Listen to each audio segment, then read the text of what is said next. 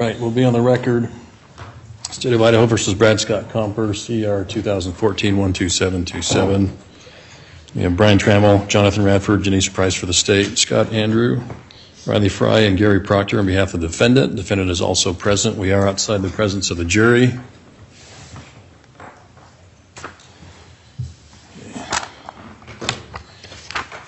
So we discussed off the record an additional preliminary instruction, which the court has numbered instruction number 10. The court emailed that to counsel, and counsel reviewed instruction number 10. Yes, Your Honor. The defense has also reviewed that, counsel? Yes, sir. Okay, does anybody have any objection to instruction number 10? Not from the state, Your Honor. No, sir. Thank you.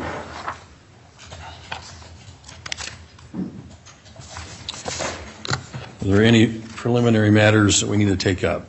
The state does have a motion limiting, Your Honor. All right, go ahead, Mr. Radford. Okay. There are a couple of matters we'll address. First, the state's motion in limine in relation to Mr. Compher's competency and intellectual capacity. The state moves the court to prohibit any evidence or any reference in relation to Mr. Compher's competency or intellectual capacity. We don't necessarily expect this to come up with the witnesses today. However, under Idaho Code 18-207, the mental condition of the defendant is not a defense to any crime. The only permissible uses of such evidence would be to show that Mr. Compher could not form the requisite specific intent required to commit the crime. That is at issue here because the state has alleged that the crime was felony murder connected to the act of burglary, and burglary is a specific intent crime. However, 18-207 requires 90 days notice to the state of the intent to elicit such argument or such evidence. And under State v. Oxford, 167 Idaho 515, that evidence is to be elicited by and presented by way of expert witness testimony. The state has not received any expert witness disclosures relevant to it, nor any facts or data underlying such an opinion. So for those reasons, the state will ask the court to exclude any such evidence. All right, well, I'll let the defense respond, but as the parties should recall, I ruled on this motion on March 27, 2023, and the court's memorandum decision and order issued and filed that date. So the motion's already been granted. And Your Honor, we didn't intend to introduce evidence of regarding mental health. The only time, and we've discussed this on the record before, if the state opens the door with regard to his mental capacity, then I think we're allowed to pursue that, but they've got to open the door. All right, and that's how the court understood and remembered that issue. So the order will remain in place, again with that caveat, if the state does open the door, then the defendant shall be entitled to respond. The state also just will notify the court that there was another motion that was filed. I don't know if that's been ruled on yet in relation to testimony from Dr. Skomel. We'll expect to address that issue prior to his expected testimony. All right. And the state would like to, well, the other matters we can take up. The state is going to require from the court as to how it would like the state to label its exhibits prior to presentation. Which, just to clarify, Your Honor, there are the previous exhibit stickers on there. I know we've discussed this previously, but we were just going to put a new sticker on there with the exact same number. And I know the court had talked about potentially doing, I don't know, instructing the jury or something about there's going to be multiple stickers, don't worry about this or that. So we just wanted to clarify that on the record of how the court wants us to for sure do that. Like, we're planning on putting the sticker not right next to it unless the court wants us to put that second exhibit sticker next to the first one. Well, I don't want to create any confusion with the jury. So if, for example, from the copy of the exhibits I received from the state, if there's exhibit number 3, for example, that was admitted at the preliminary hearing that's going to be admitted here, put the new sticker on the spot where the sticker was originally, okay? And I'm hopefully understanding as well that the exhibit numbers that were previously provided by the state, the exhibit list and the exhibits were not going to be numbered differently, correct? No, they'll be numbered the same. All right. Okay, does that answer your question then? Yes, Your Honor. All right. Then the court also had ordered the parties to provide the opposing party the order of witnesses for the day they expect to have them testify. Has that been done? I did that. I expressed that to counsel prior to the hearing today, Your Honor. All right. So whom does the state plan to call today? The state will call Rio Wild. Sorry, say again. Rio Wild, Mark Mayfield, Jennifer Heisler, Kevin Coffin, George Ratz, and Leon Holmes.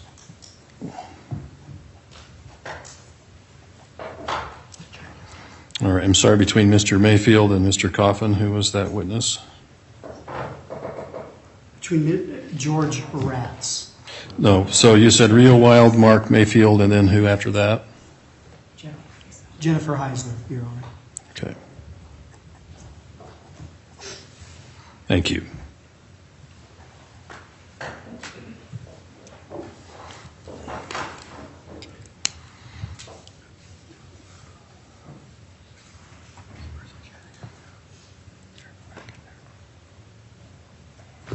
All right. Any other matters? No, Your Honor. No, Your Honor. I do have one. Do the parties intend or request to have witnesses who will testify excluded? Yes. Yes, Your Honor. And in addition to that, Your Honor, we would like the court's normal instruction when they are done testifying to include that they shouldn't discuss it with anybody but the attorneys, their testimony with anybody but attorneys until the case has been decided. All right. I will do that, and I will ask the parties as well to make sure they notify their witnesses of that as well.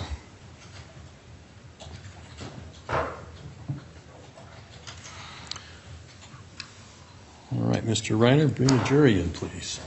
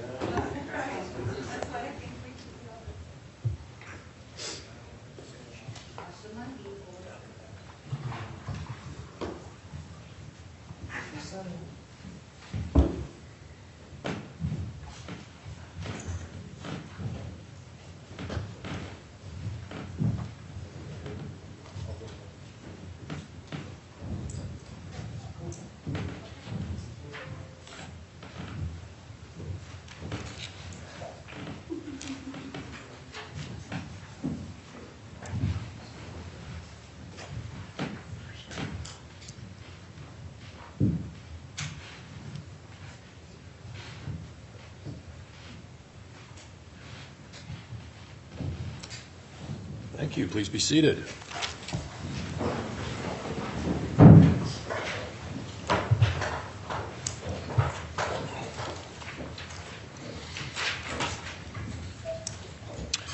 All right, good afternoon,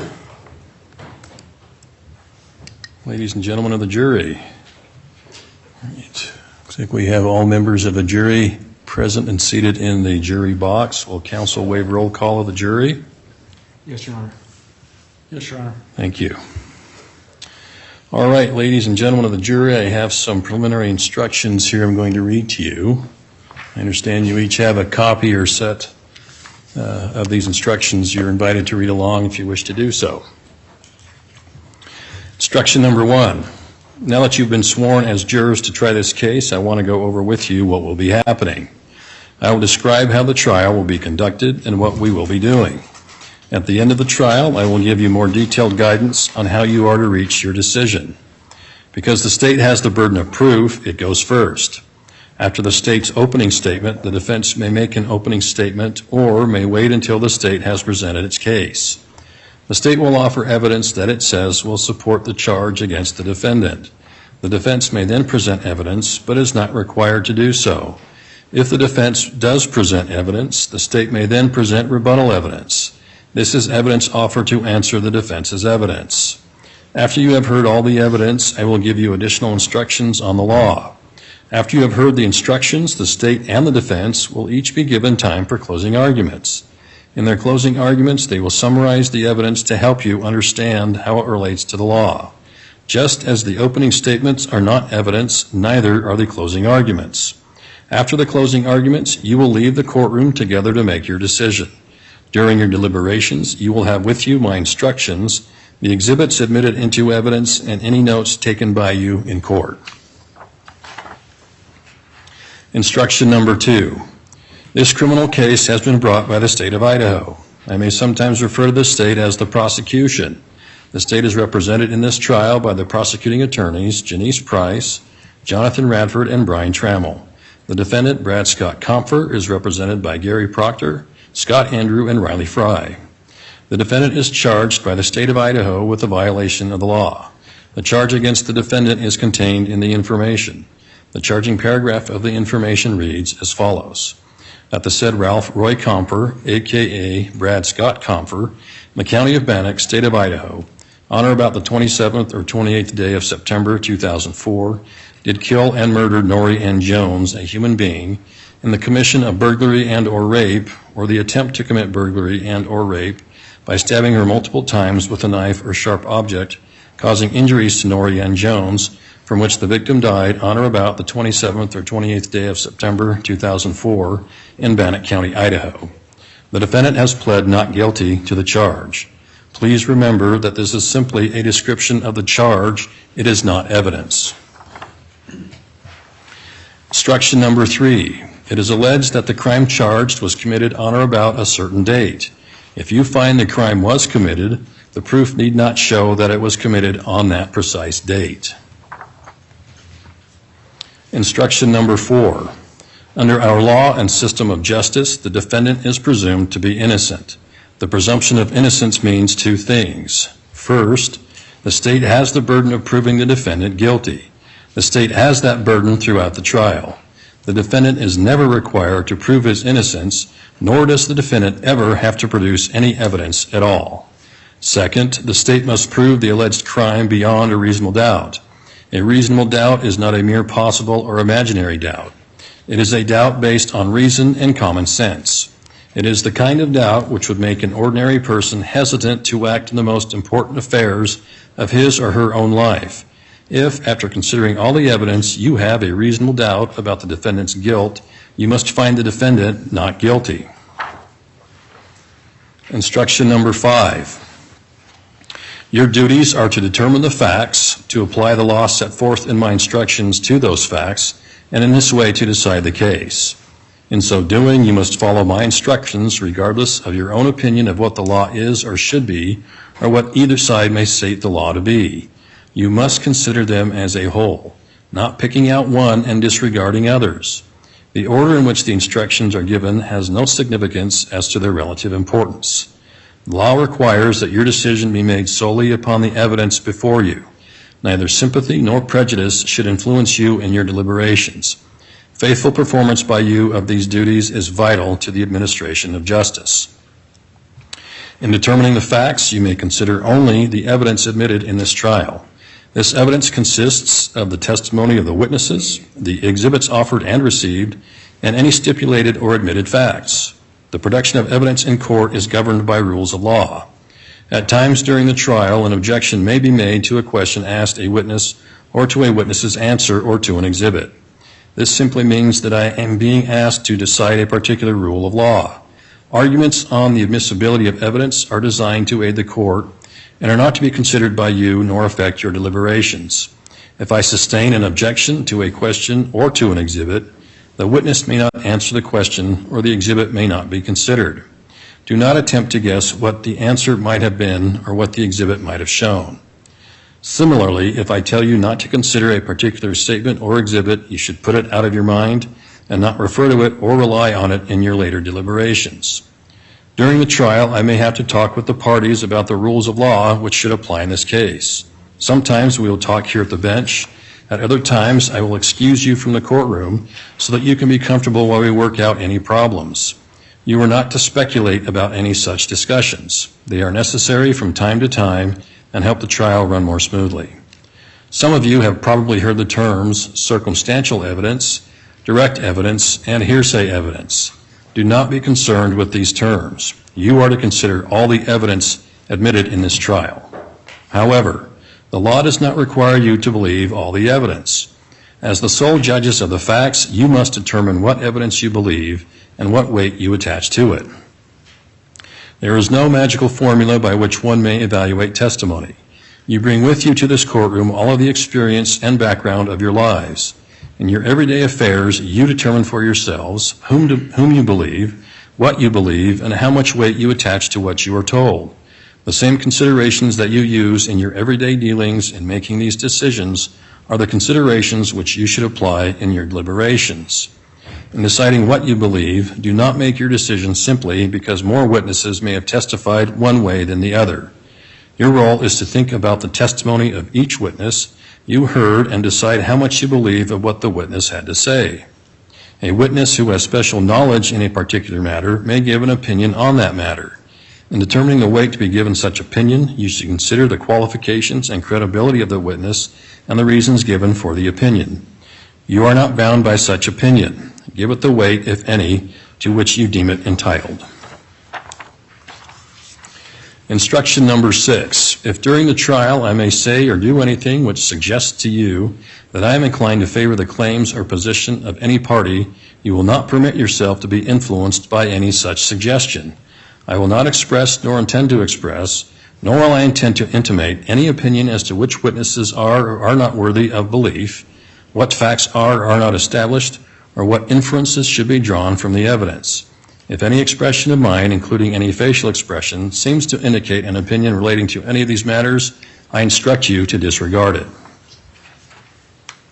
Instruction number 7. Do not concern yourself with the subject of penalty or punishment. That subject must not in any way affect your verdict. If you find the defendant guilty, it will be my duty to determine the appropriate penalty or punishment. Instruction number 8. If you wish, you may take notes to help you remember what witnesses said. If you do take notes, please keep them to yourself until you and your fellow jurors go to the jury room to decide the case. You should not let note-taking distract you so that you do not hear other answers by witnesses.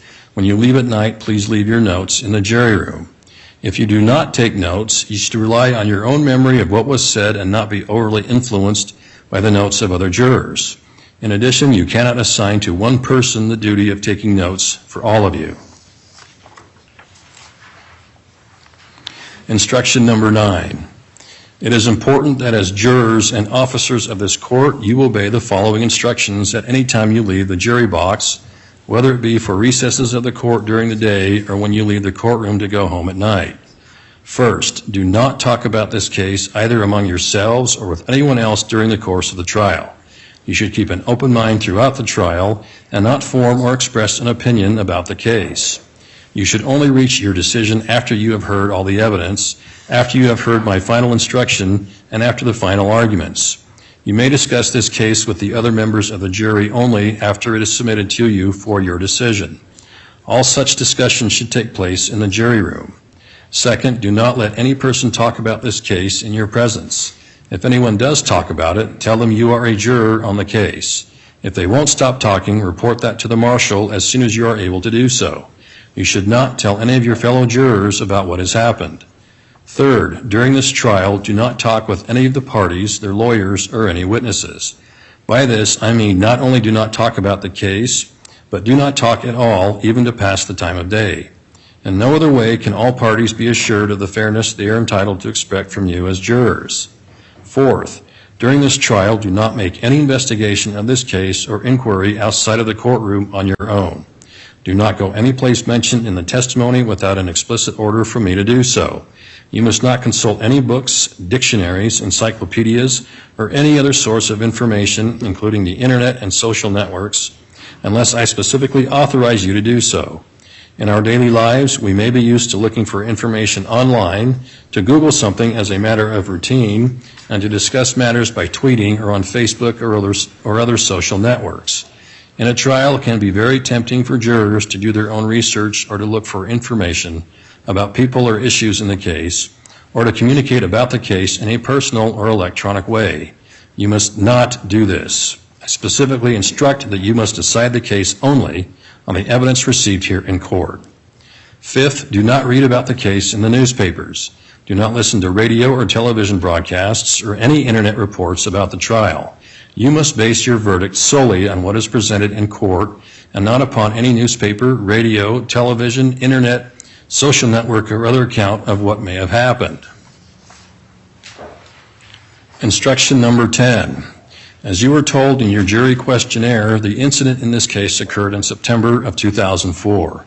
You are not to consider in any way the delay between the death of Norianne Jones and the start of this trial. I also instruct you that you should not consider in any way whether the defendant is currently incarcerated or has been released into the community. It is not relevant to your determination as to whether the state has proven the alleged crime beyond a reasonable doubt.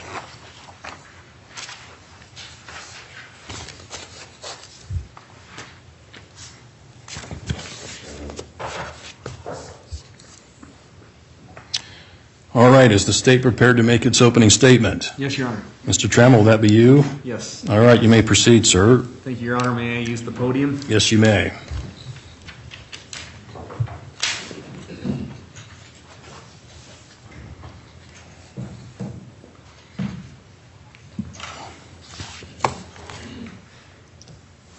Good afternoon, ladies and gentlemen of the jury. During the course of this trial, the state intends to present the following evidence. On September 27, 2004, Norrie Jones had dinner with Rhea Wild at his parents' home, whom she was in a relationship with. Later that night, she left to go back to her home. Norrie lived by herself in a house off of Poline Road in Pocatello, Idaho. She worked at the Idaho Department of Labor with her good friend Jennifer Heisler. On the morning of September 28, 2004, Jennifer showed up to her job and noticed that Norrie was not there. After becoming concerned that she was not at work, Jennifer and a manager, Mark Mayfield, went to Norrie's home on Poline Road to check on her. When Jennifer and Mark arrived at Norrie's house, they saw Norrie's car parked in the driveway by the back door. They knocked on the doors of the house to no answer. Norrie's landlord, Kevin Compher, saw them and asked them what they were doing. When they explained that they had wanted to check on Norrie, he let them into the house with one of his keys. When they got into the house, Jennifer went to Norrie's bedroom and found her laying on the bed, naked and bloody and not breathing. Mark called 911.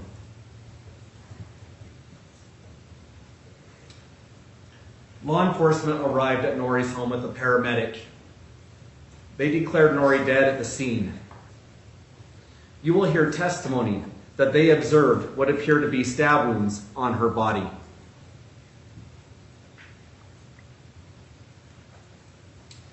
An autopsy was later performed on Norrie that found multiple cuts, stab wounds, scrapes, and contusions of the head, neck, trunk, upper extremities, and lower extremities.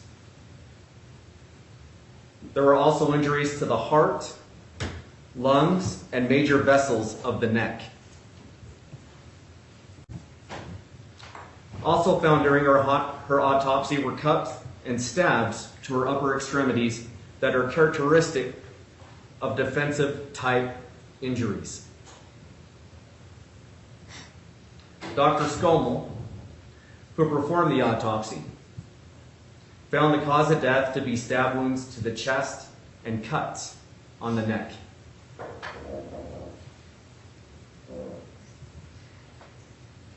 You'll hear testimony from Gary Cushman that he located fingerprints on the inside of the door that exited the home of Norrie Jones. The evidence will show that the fingerprints found on the inside of the door that exited from Norrie's house belong to the defendant, Brad Compher. Later, when the defendant was interviewed by police, he denied knowing Norrie Jones or ever being at her home.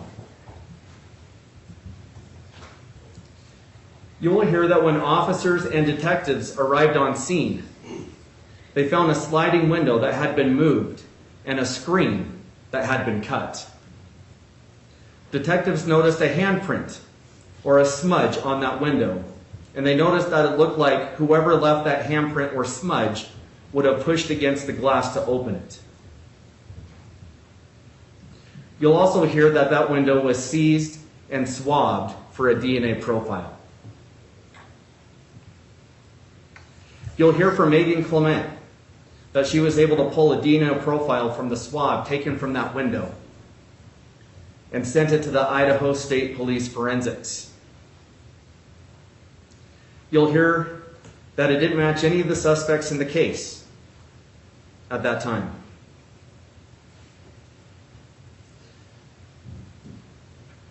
Detective Vanderschaft and Detective Long were able to obtain a cigarette butt discarded by the defendant, Brad Compher. From that cigarette butt, they were able to get a DNA profile of the defendant, Brad Compher.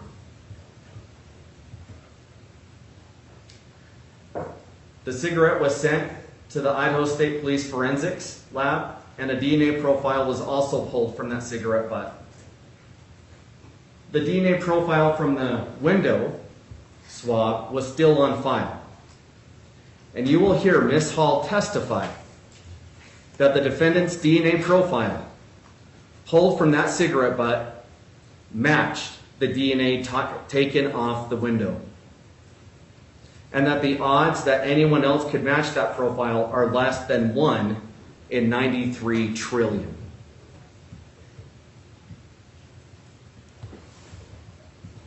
You will then hear that Detectives Long and Harris, once learning of the match from the cigarette butt, decided to send a number of items to be tested by another lab. They sent a sex assault kit that was collected at her autopsy, containing swabs from Norrie's anus, vagina, and mouth, along with her fingernail clippings and a ring that Norrie was known to wear that was found at the scene by her body.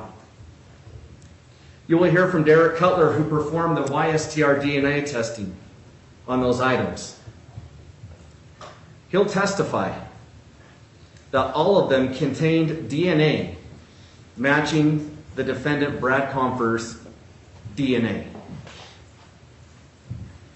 Additionally, you'll hear about confirmatory testing done by Mr. Cutler. You'll hear from Detective Westfall that he was present when DNA evidence was collected from the defendant Brad Compher, and that Mr. Cutler got the same results when he tested that DNA against the same items. In short, you will hear testimony that Brad Compher's DNA was on the window that was at the point of entry of the crime scene.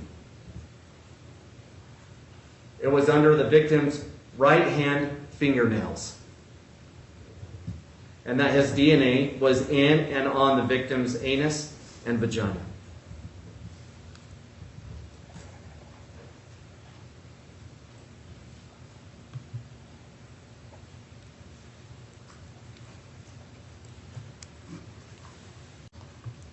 The state anticipates that through the evidence presented, the state will prove beyond a reasonable doubt that the defendant is guilty of the charges brought against him. Thank you. Thank you, Mr. Trammell. Mr. Andrew, do you wish to give an opening statement at this time? Yes. You may do so.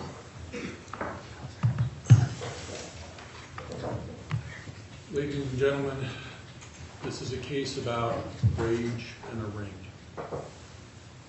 I say that because there's no doubt that Norrie Jones' death was very brutal. You're going to hear, unfortunately, a lot about the cuts and the stab wounds to her. And then you've got to ask yourself, these are the questions. Why? What was the motive behind that? Items in the room did suggest that there was a struggle. But there are multiple theories about how this happened, including who was the perpetrator. The state has settled upon Mr. Compher, and you're going to have to listen to all of the evidence to determine whether there is a reasonable doubt about that, or whether they've proved it beyond a reasonable doubt. I believe as you listen to the evidence, and that's why it's important that you listen to the evidence, that it's a matter of cherry picking facts to match a cherry picked theory. Forensic evidence is open to interpretation about whether it is in fact Mr. Compher's. And you're going to hear information about the DNA testing that's very different than what you just heard from Mr. Trammell.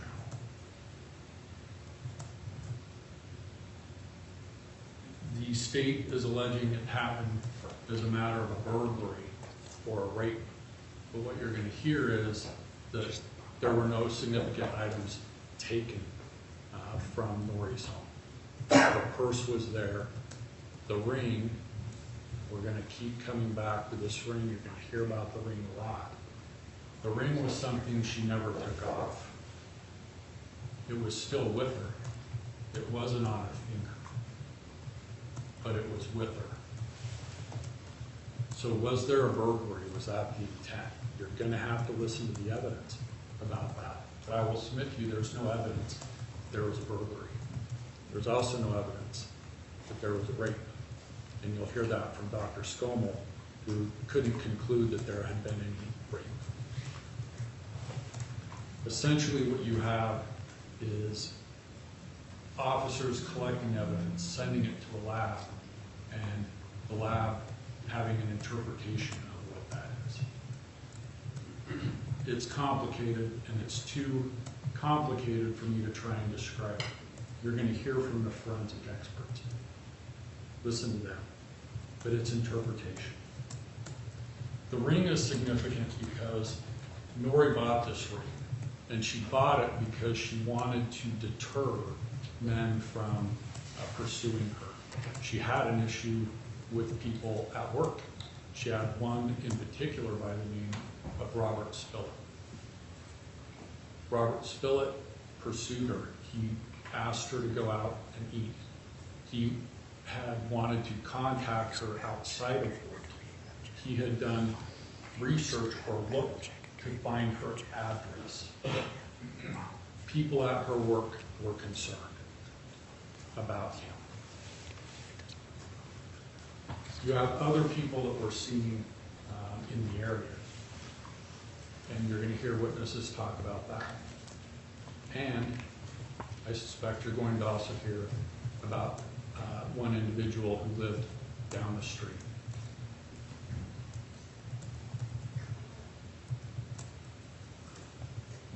The ring will become important, but I suspect you're going to hear a lot about that today. But there is no evidence of a prior relationship or connection between Norrie Jones and Brad Compher. None. The only evidence you're going to have is some forensic evidence, which doesn't tell you any details about why this would have occurred. but you will certainly hear other evidence about why other people may have done it. And that will be the reasonable doubt. That's why you need to pay attention. So listen to the evidence at the end. We'll come back with the closing statements. We'll describe you, we'll review the evidence with you, give you our theories, and then turn it over, and we'll ask you at that point to find if there is reasonable doubt and that Brad Compher is not guilty. Thank you. Thank you, Mr. Andrew. All right, is the state prepared to call its first witness? Yes. All right. First witness, please. State would call Rio Wild.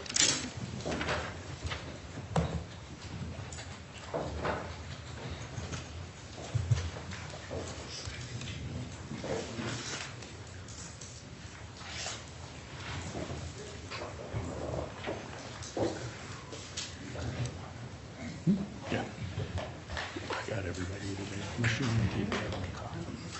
All right, Mr. Wild, if you would please come forward here. To my right is Carla Holm, my clerk. She will swear you in. Raise your right hand, please. You solemnly swear testimony about to give should be the truth, the whole truth, and nothing but the truth, so help you God? All right, thank you, sir. Have a seat in the witness box.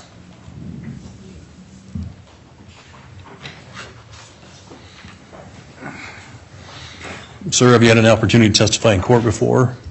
Just at the prelims. Okay. So we've got a court reporter here that's taking down verbatim what is stated here in court today. So Okay. Make sure you answer audibly. And doesn't come across well on the Okay. record. Yes. And if you do that, and I remind you, I'm not trying to pick on you, okay? I'm just trying to get a good record, all right? I appreciate it. All right. Also important not to talk over the attorneys and vice versa, okay? Okay. Thank you, sir. You may inquire, Ms. Price. Thank you. Would you please state your name, both your first and last, and spell both of them? My first name is Rio, last name Wild, Reo, Wilde. And how old are you? I'm 50.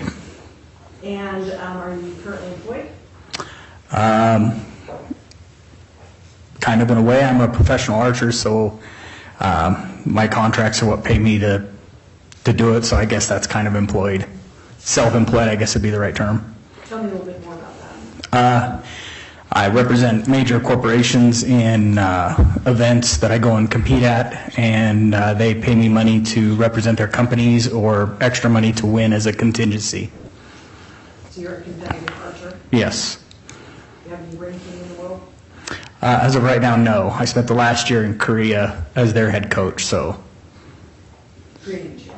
yeah, And are you originally from the Pocatello area? I am. Born and raised here? Yes, I am. And do you have any children? I have 2. And are you married? I am. And how long have you been married? It's going on since 06, so almost 17 years. Put you on the spot. Right? Yeah. And so you've been married since 2006. Did you ever know an individual by the name of Nori Jones? I did. And when did you meet this Nori Jones? Sometime probably in the 90s. She was my sister-in-law's cousin and a good friend of the family. Spent a lot of time at our house. And when you say our house, whose house? My mom and dad's, my family's. So let's talk a little bit about when you first met Nori Jones. You met her through family. Yeah. Yes. And this house that she'd spend time at, where was that located? On 930 Berryman, That's in Pocatello. Colorado. Yeah. And so you met her through mom, cousin? Through my cousin, my brother's wife was her cousin. And so, And so then when she's hanging out of your house in these 1999 era time, yeah, somewhere in that area. why is she hanging out there? Just because she was friends with her cousin, and our house was a lot of place where a lot of people gathered. My mom was always open. We had an open house growing up, and people hung out there a lot. And I mean, the neighbor kids always were over, and so everybody spent a lot of time there. And so at that time, as she's hanging out at your house around late 1990s, you're going to have to say yes or no for the record. Okay, yes. I love to do it. Yes. What kind of relationship did you have with her at that point? We were good friends. Like I said, a lot of time was spent together. We built a really good relationship as friends, and we had, we spent a lot of time together doing things, just different things that had gone on in life, and we loved to spend time together. It was a really fun time to do a lot of things that we had done all the time, was just spend time together. And did your friendship evolve or change at some point? Yeah, at some point it became more intimate. I mean, we had, like I said, spent a lot of time together. I mean, we enjoyed each other's company. We would go and do things together that, even just go pay bills. It was fun to be in each other's company. We were really good friends, and it evolved into more than that. And when you say it evolved, is that boyfriend, girlfriend, fiance, fiance? Boyfriend, girlfriend. I mean, we had, like I said, we'd spent a lot of time together, and we had never really said we would get married, but a lot of it had insinuated to that point. It was just, that's kind of where things were going in that way. We never really sat down and said, hey, this is what we want, this is where we're at. But like I said, we spent a lot of time together and talked a lot. And you indicated in this relationship you became intimate. Yes. Can you describe what you mean by intimate? We had become sexual. We had relationships and stuff there, and that, not a lot, but it had evolved to that. And so and I know I'm probably asking more information than you ever wanted to share with anybody. When you talk about sexual intercourse or sexual relations with Norrie Jones, can you, I guess, tell me what types was there? I mean, did you have certain types you preferred, patterns, things like that? No, she was a pretty modest girl. There wasn't anything really wild or crazy. It was pretty, just, it was more the intimacy, the being together, and it was nothing crazy, or it was not anything like that. And when you would have sex with Norrie Jones, would it be, I guess, what kind of contraceptives did you use, or did you use contraception? We used a condom because she wasn't on birth control and everything in that way, and so we weren't ready to have kids, so in a way we did something to protect ourselves from having that. And so was it vaginal sex? Yes. Was there anal sex? No. Was there ever oral sex? No. And so the only type of sexual contact or intercourse was vaginal? Yes. And approximately, you indicated through your testimony that you were sexually active with each other, but not a lot. No, because it wasn't something that I didn't stay at her house all the time.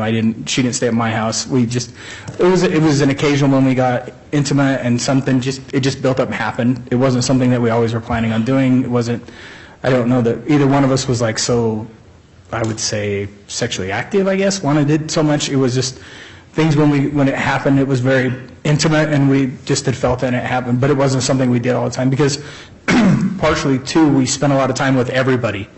A lot of time was spent together with entire families and doing things like that in that way. And going back to how long did you guys, did you and Norrie end up, I guess, approximately when did you become boyfriend, girlfriend? I couldn't tell you a date. It's been so long ago. I mean, it had been a few years. So from about 1998 to 2004? Could be, yeah. And were you exclusive with each other? Were you dating other people, or did you have an understanding that you would only date each other? We were pretty exclusive. I mean, I really wasn't dating anyone else, and she wasn't. I mean, like I said, 99% of our time was spent together. If she wasn't at home sleeping, getting ready to go to work, or at work, we were together. And do you know if you were her first sexual partner? I believe so. And she was at your house at various times, your parents' house, correct? Yes. Where did she live? She lived over on Pole Line. And do you know, I guess, the address or? I don't remember the address, to be honest. It's literally like down the road, Poline and Berryman kind of intersect, so it was just right around the corner from where our house was. And can you describe what her house looked like? It was an older white house. She had rented it from a friend of my mom's it had been her mom and dad's old house. And when you would go and visit with her, you indicated not necessarily staying the night together? Yeah. Did you stay the night at that house? No. And turning your attention to around 2004, were you aware where Nori worked? Yes. Where was that? She had worked at job service, was her main job. She had worked on and off at JCPenney's helping them out and stuff like that. And do you know how long she'd been at job service? Oh, I can't remember, honestly. To be honest, I cannot tell you a number of years. And who were you employed by in 2000? UPS. And was that your sole employer? Yes. Well, I was doing a little archery on the side too, so I guess I had both going on. Dual jobs? Yeah. And did you ever have an opportunity to visit her at her place of work at job service? No, I did not. Did you ever visit her when she worked at JCPenney? Nope, I didn't. Too busy with UPS and things? Doing that, and like I said, we were both really busy telling the evenings, and that's when we got to spend time together. And in talking with and discussing life and work with Nori, did she ever discuss any issues she was having at job service? She talked about guys coming in and bothering her, and they would come in and be around and really make her feel uncomfortable. And I found out later from one of our UPS employees, his wife worked down there too, that they would move her into the bathroom sometimes to shoo these guys away because they were bothering her and wouldn't leave her desk in her office. And I guess, let me ask a little bit about this. What was, if you could describe, what would you describe Nori's personality as? A really positive, bubbly, outgoing person. Like, she really, not a lot of people are that positive and outgoing. Like, she was really just a good person, had a really big, good heart. And was there anything else that she talked to you about or discussed with you about concerns she had about things that she was worried about? She told me at times, she went and walked the track over behind Hawthorne Junior High one time, and she felt like there was a car that was watching her one day, and so she had to like leave in a hurry and come to our house because she was scared to go to her house because this person she felt like was following her, and so she had some of that. Was she somebody that was scared easily? That's a hard one to say. I think a woman is a lot of scared from men. I mean, having a wife and 2 daughters, I've seen that men scare them sometimes, and so for her, I could see where these men had bothered her enough at work that it may have been easier to scare her that way.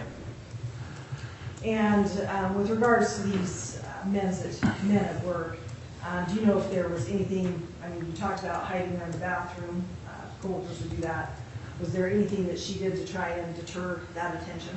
Yeah, she bought a ring, an engagement ring to put on her ring index fingers to kind of show them that she was with someone, to kind of show them that she wasn't single and available. And when she bought that ring, were you with her? No, my little sister was.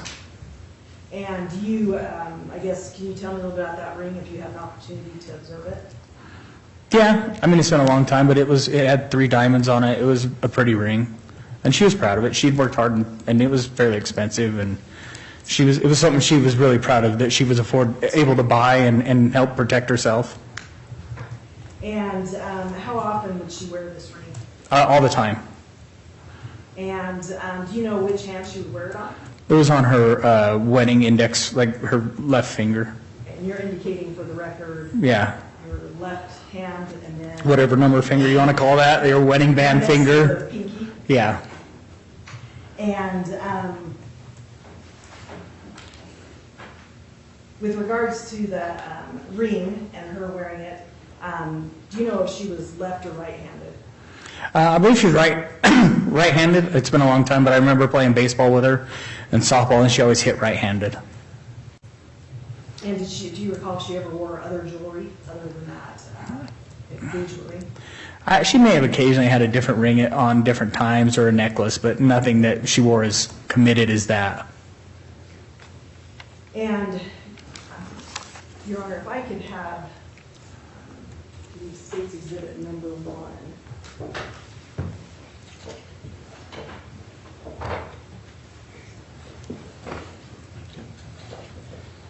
Shown to the witness. Yes.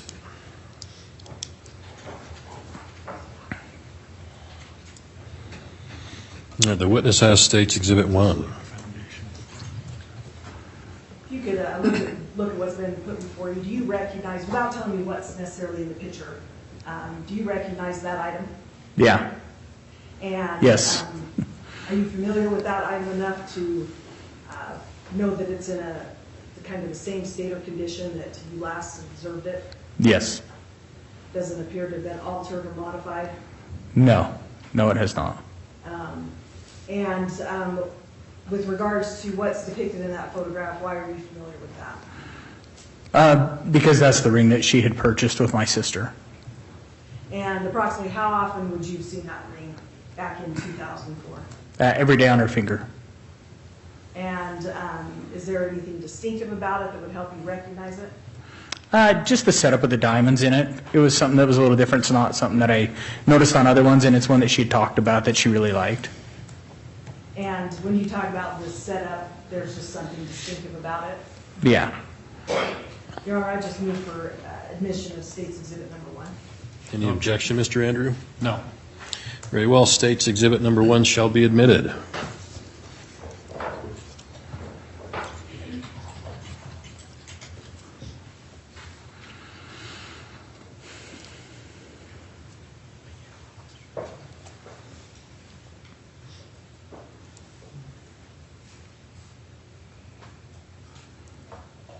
And you kind of alluded to this, but State's Exhibit number 1 that's been admitted, that is the ring, the engagement ring of Nori Jones. Yes. And did it, when you were looking at it, did it appear to have something on it? It looked red in color. I don't know if that's the picture or something that was on it.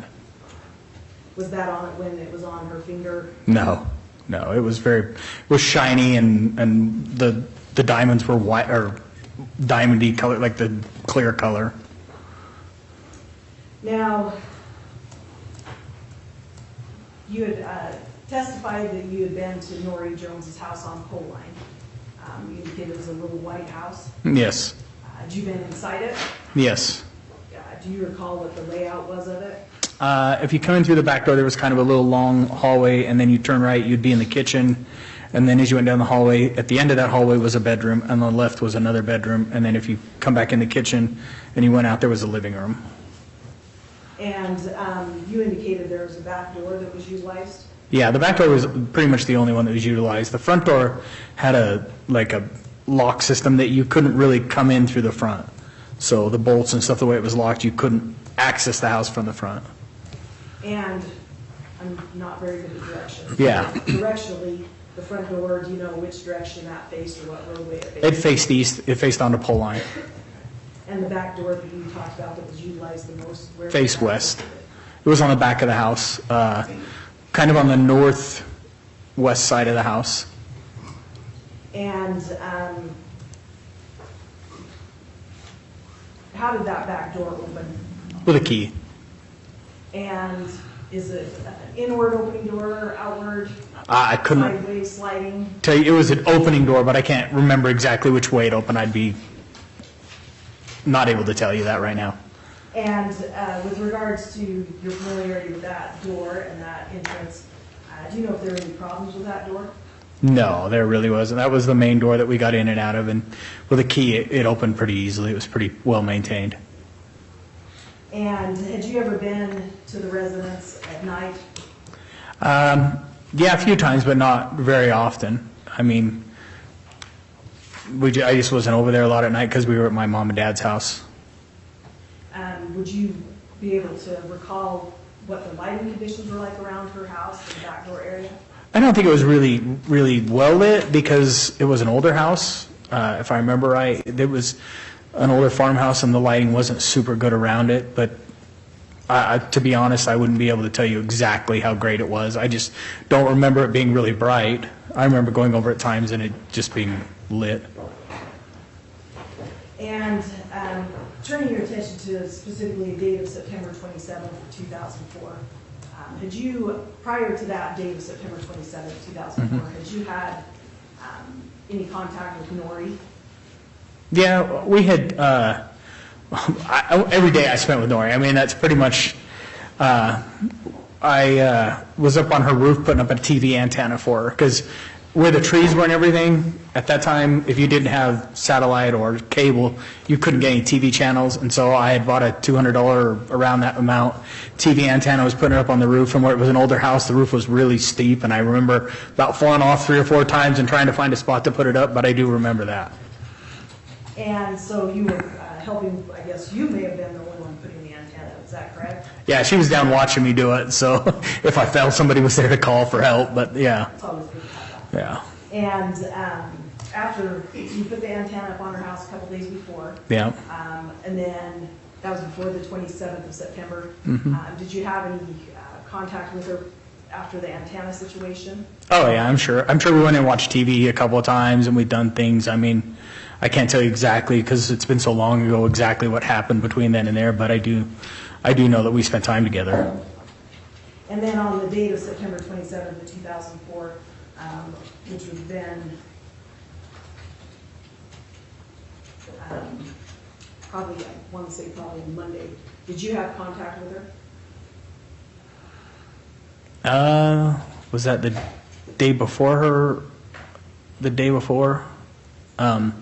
We did go, I just got back from elk hunting that weekend, and we did go and pay, I think we went and picked up a check from JCPenney's, and I think we went and paid her water bill at around town when they used to have the blue boxes that you'd pay your water bill in. We went and did that, and then that night I think we went back to my mom and dad's house and watched the Monday night football game. And do you know approximately what time you would have initially met up with her on that date of the 27th? Probably right after work. She came to my mom and dad's house every day right at like about just after 5, maybe 5:10, 5:15, somewhere in there. And she'd come to the house, hang out, and then that night you indicated that both of you went and ran, I guess, some errands for her. Yeah. And when you ran those errands, I think you talked about, I guess, a water bill or a utility bill. Yeah. Yes. Go to JCPenney and pick Yep. up a check or something. Yes. Did you do that on foot? Did you drive? No, we did that in her car. She drove. And what kind of car did she have, do you recall? She had a Hyundai. It was a newer car she'd bought and was really proud of. It was a nice car. And after you ran the errands, you indicated you went back to your parents' house on Berryman. Mm-hmm. Was that a yes? Yes. Thank you. Yeah, thanks. He was doing really well. And do you recall what you did back at the Berryman residence? Yeah, we had dinner and then we went down and was watching, like I said, the Monday night football game down in the basement watching it. And when it's we, it's you and Nori? Yeah. Was there anybody else present? No. My mom and dad and everybody else was upstairs. And do you recall what she was wearing that day? I do not. Well, I do remember that she had her hair up in a bun with like chopsticks stuck in it. And so I do remember that, but that was all I do remember. And as you're both down watching football, what happened? She said she was tired, and then it had been a long day, and after we'd run errands, she was going to go home. She had kind of had a headache, and so I said, yeah, go home, take care of yourself, we'll see you tomorrow. And when she left your house, was she alone? Yeah, she went upstairs and talked to my dad before she left, but she was alone when she left. And did you have any further contact or communication with her on that evening of September 27th of 2004? No, that was the last time I talked to her. And starting the next day, September 28th of 2004, what did you do to start the day out? I got up and went to work at UPS that morning. I go and get the air from the airport. I help load trucks. I do a lot of different things at UPS at that time. And as you're working at UPS, what happened?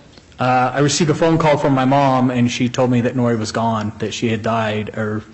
And so I was sitting there right next to my bosses at the time, and I told both them, and they knew her because we had gone down to Utah and played in a softball tournament, and Nori had come with me, and so they were very familiar with her, and they like, get out of here, just get out of it. I didn't even punch out. They took my time card and everything, and they took care of it, and I got out of there, and so I drove home. And when you got home, what did you do? I grabbed my dad grabbed me, and we went over to Nori's house. And when you arrived there, what did you observe? The police were everywhere, and I just asked what had happened because I had no idea, and they asked me if I would be willing to go down to the police station and answer some questions. And upon them requesting that, what did you do? I said, sure, no problem. And what happened then? Then I went home and I changed out of my UPS uniform and went down to the police station, and I was questioned by the detectives. And after being questioned by detectives, did you do anything further that day in relation to the death of Nori? Yes, they asked if they could come search my house. And so we went over to my house, and they went in and searched the house. And did you provide, during the investigation, did you provide other things to them or items? Oh, yeah, anything. I provided anything I could. I was trying to help figure out what had happened and who had done this. I provided DNA. The day they did the investigation, they took pictures with my clothes on and off. It was not a fun experience.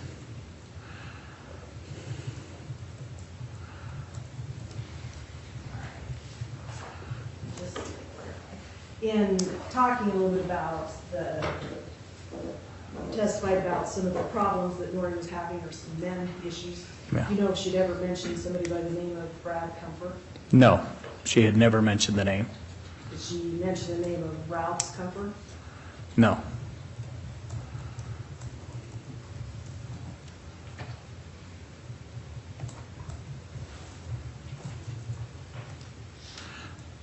And sometimes she never, like... Your Honor, I'm going to object as unresponsive. Okay. All right, well, there was no pending question, so wait till she asks you a question, Okay. sir, okay? Yep, thank you. Thank you. Now, she had never mentioned the name Compher, the last name Compher to you. Was there other things that she mentioned to you about concerns for her welfare or safety? No, but like a lot of them she didn't know. She because the guy at the middle school when she's walking the track, she didn't know who it was. She would say that there's people following her and things were going on, so it made her very uncomfortable and unnervous. So she didn't know a lot of. I never heard a lot of names out of her. Just that she had some concerns. Yeah. Yes. I have no further questions this time. Thank you, Mr. Price. Cross-examination, Mr. Andrew. Yes, Your Honor. So, Mr. Wild, so you lived on Berryman, and she lived kind of down the street around the corner? Yes. And that pole line address, had that been, how long had she been living there, do you know? I can't tell you, to be honest. I don't remember an amount of time. I would be incorrect to tell you a time. 6 months, a year, maybe longer? Maybe in that neighborhood somewhere. Of what? Maybe a year, maybe in that area. Do you remember if she'd lived elsewhere on pole line during that time? No, not on pole line. How about Berryman? She did live on Berryman. Okay. How close to your residence? Oh, maybe 2,000 yards, maybe? Okay. And it's my understanding at one point your sister was living with her. Was that on the Berryman residence or the pole line? No, my sister never lived with her. Okay.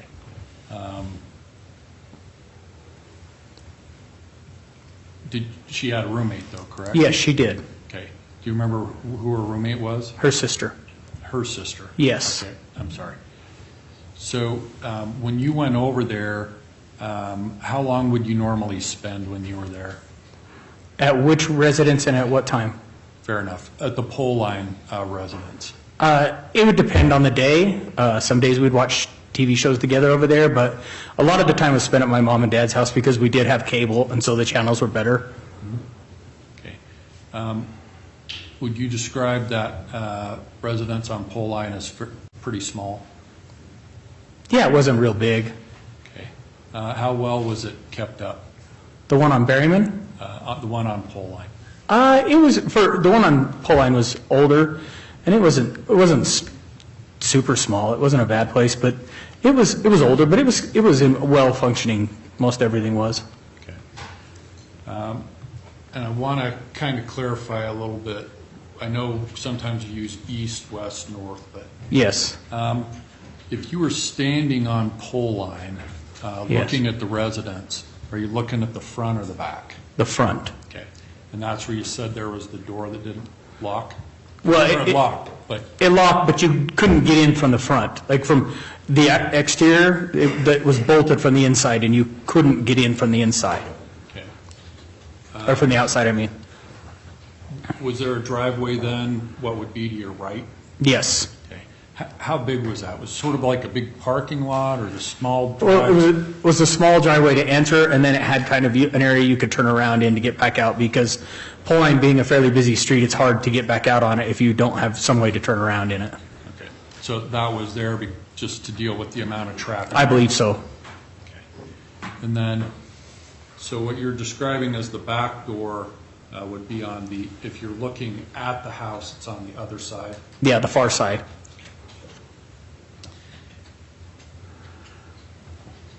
When you would go over to the house, was there any sort of a normal time you would leave? Or did No. you just, was it situation specific? Very situation specific.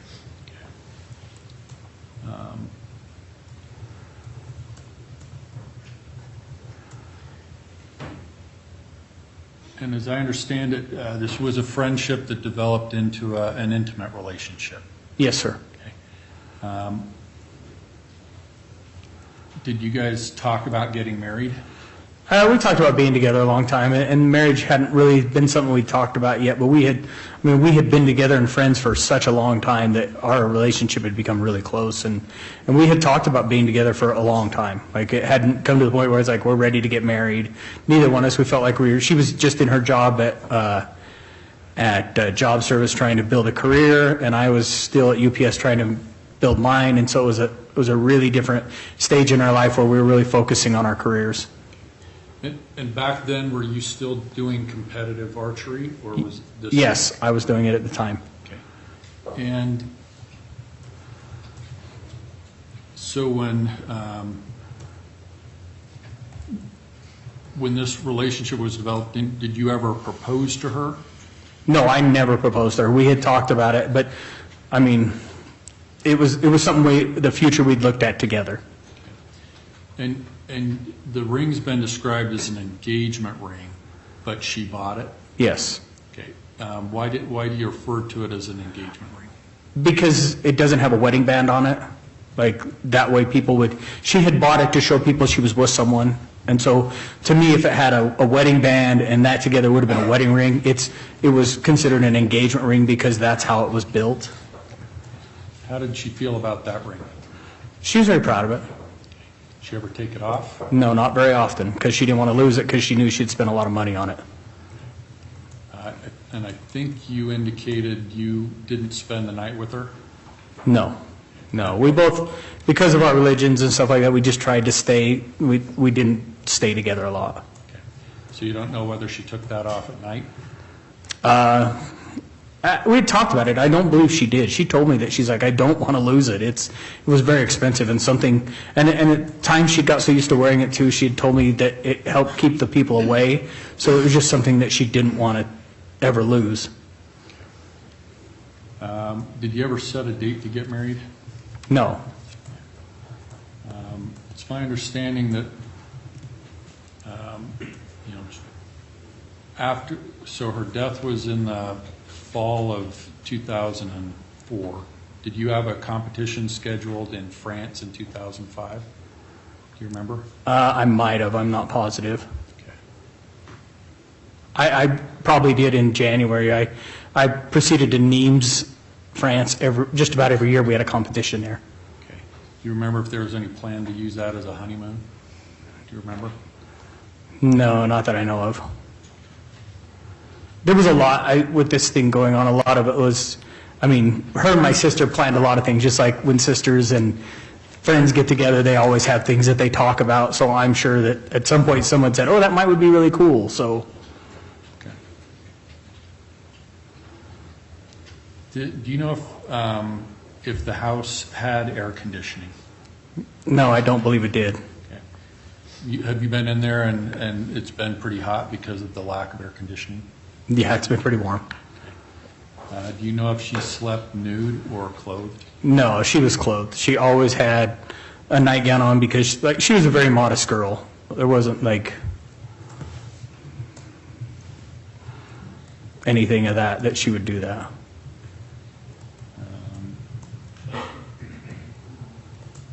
Do you remember how long she'd had that ring before her death? Months, years? It's so long ago that I can't tell you an exact. I mean, it had been a little while because she had been bothered by people at work for some time.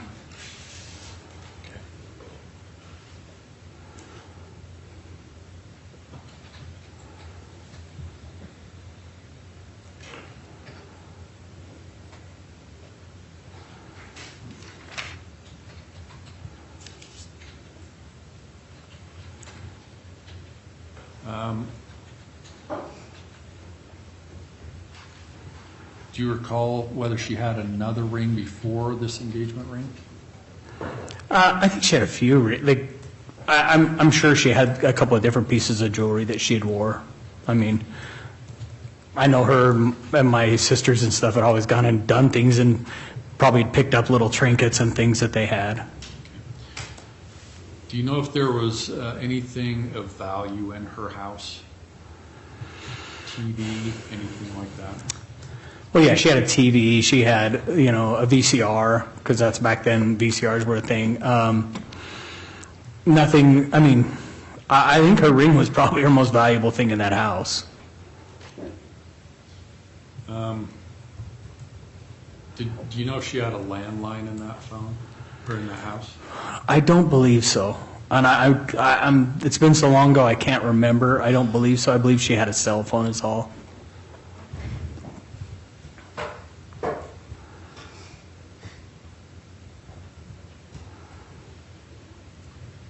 And I know we get into this issue of pronunciation, but Yeah. do you remember her ever saying anything about a Brad Compher? No, I do not. Do you know him at all? No, I never met him, never heard of him. Do you ever hear the name Robert Spillett? Yes, I'd heard Robert's name before. Okay. And that was before her death? No. So you indicated there were various people that she was concerned about, some at work? Yes, people coming into work or different areas. Like I said, the middle school, when she went walking one day, she had someone following her. Did she seem to be concerned about anybody else around the area, around her home? She hadn't said anybody around her home, but like I said that night that she was worried about the person from the middle school. She came to our house because she didn't want someone to know where she lived or that there was worry of that. Okay. And I'm going to kind of ask you about the relationship of the middle school to her house. Would she have driven there, walked there, or? She had drove over there and then was driving back she drove back to our house. How far away is the middle school from maybe, I mean, I'm not great at judging distance, but I would say maybe a half a mile. It was Hawthorne Middle School, so it was over on Eldridge, which was just down the road from Pole Line. And then, when was the last time you remember being at the house before her death? A time frame. It would have been that night we went and paid bills. She went and grabbed stuff in the house before we went and ran the errands and did that. Did you go inside or just stay out? I don't believe I went in that night. you remember when the last time you were inside the house? It probably would have been the day that I hung the antenna, because I was going back and forth checking reception on the TV. Any recollection of how long that, or what the time span would have been? A month before, 2 months, 4 months? Oh, that would have only been a couple of days before, because it was just before I went elk hunting.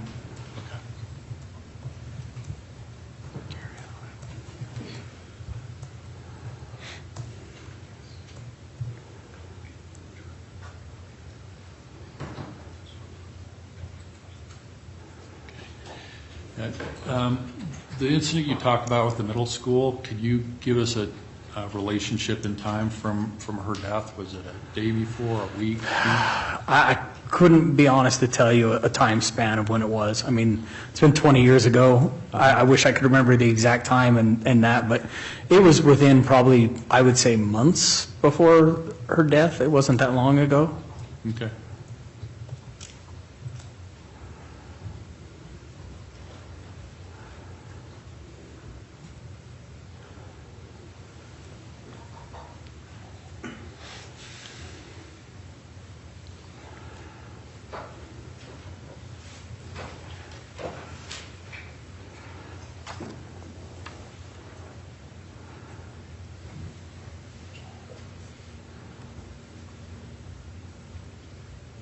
And I think you described her personality as kind of bubbly or outgoing. Yes, she was a very happy person. Okay. And so the concern about other people would be kind of a significant shift in her demeanor if she was concerned. Oh, it was a very big shift. Okay. Those are all the questions I have here. Thank you. All right, thank you, Mr. Andrew. Any redirect, Ms. Price? Just briefly, Your Honor. Go ahead.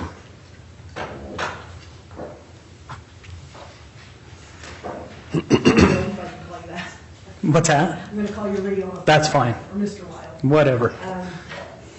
Do you, since you're familiar with Nori's house, Yeah. how was it, I guess, would you describe how it was organized? Was she hoarding before hoarding was cool, or what was it like? No, she was pretty organized, and as being younger and not, she didn't have a ton of things. Like, I mean, I don't remember it ever being a mess. I think she was a pretty clean person. And you mentioned that she had a television, Yeah, VCR, yeah, a video cassette recorder. Yes. That's the right name, right? yes. Do you know if she had like a computer or anything like that? I believe she did, but I'm not positive to say so. I believe she had a laptop that she used, but not positive. And you were asking a little bit about if there was air conditioning and if the house got hot. Do you recall what the weather was like in the end of September of 2004? I do remember it being a little cool because that weekend before we'd been elk hunting, and I remember being up the mountains and it was a little chilly and I had to wear my winter hunting gear rather than just, a t-shirt and stuff to hunt in and climb the mountains. I do remember that. Good hunting season then. Yeah. Well, I didn't have any luck, but yeah. I have no further questions, Your Honor. All right, thank you, Ms. Price. May Mr. Wild be excused and released from any subpoenas. Okay. From the state's subpoena, yes, I believe you may have another subpoena from the defense, but I'm not sure. All right, Mr. Andrew? I believe we're concluded with him. I just asked him to contact our office to make sure. I'm not going to release him at this point, but I do believe we've concluded our questioning of him. All right, well, Mr. Wild, you may be still under subpoena. You may be recalled or subject to recall, okay? Okay. All right, I also instruct you that you're not to discuss your testimony with any other witness in this case, okay? Okay. You may visit with the attorneys, but not any other witness, okay? Okay. All right, thank you, sir. You may step down. All right, thank you, sir. Ms. Price. State call Jennifer Heisler.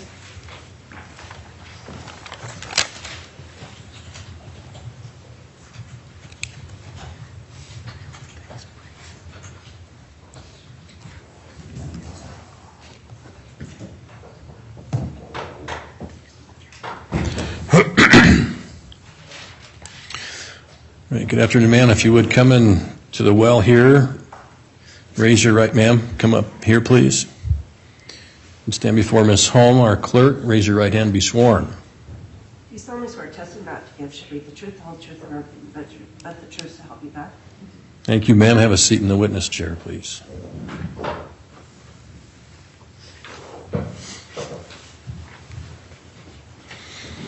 Ma'am, have you ever testified in court before? Yes, I have. Okay, so just a reminder, Ms. Whiting's in front of me. She's our court reporter. She's taking down everything that's being stated here today. So make sure you answer audibly, answer yes or no if the question calls for it, and please don't talk over the attorneys and vice versa, okay? Okay. All right, thank you. You may inquire, Ms. Price. Thank you. Would you please state your first and last name and spell them both for the record? Jennifer Heisler, Jenniffer. Last name is Heisler, Heisler. And how old are you? 56. And are you currently employed? Yes, I am. And who's your employer? Idaho Department of Labor, And how long have you been with that employer? 21 years. And is there a certain division that you work for? I've worked in several departments, but right now I work with the WIOA Youth Program. And are you originally from the Hotel area? No, I was an Air Force brat, and I came here for college in 1986 And then state. and stayed. And do you have any children? I have 2. And I'm going to ask you if you knew an individual by the name of Nori Jones. Yes, I did. And how did you know this Nori Jones? We worked together at Convergys. I was her supervisor. And when was that you worked together at Convergys? It started in 1998 and lasted until 2001 when she went to the Department of Labor. And 11 months later, I followed her to the Department of Labor, and we worked together for another 2 years. And you indicated at Convergys you were her manager, Supervisor. supervisor. And were you the one that ended up, I guess, hired her? No, she was already hired. We just worked in the same area, and then she got transferred over to one of my teams. And as you were working at Convergys, what type of relationship did you have with Nori? We had a very strong friendship right from the start. We just clicked, and she was one of my best consultants. She would help me if there was a problem, that needed a different viewpoint or a different set of eyes. She would always help me out. She proofread emails that I had written so that they didn't sound too rude or contrite or unprofessional. And can you just describe her personality?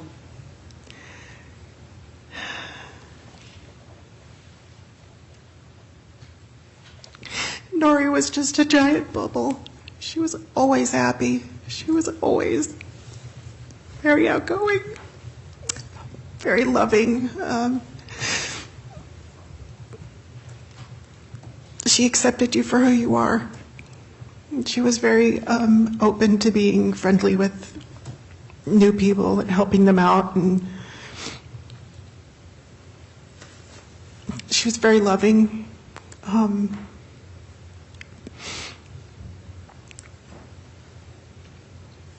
let me ask you this, can you describe what she looked like?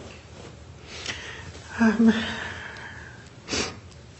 and take a minute if you want to be able to see. She was 5'6", 5'7". Her words, full-figured. Beautiful blonde hair, beautiful blue eyes, very infectious smile.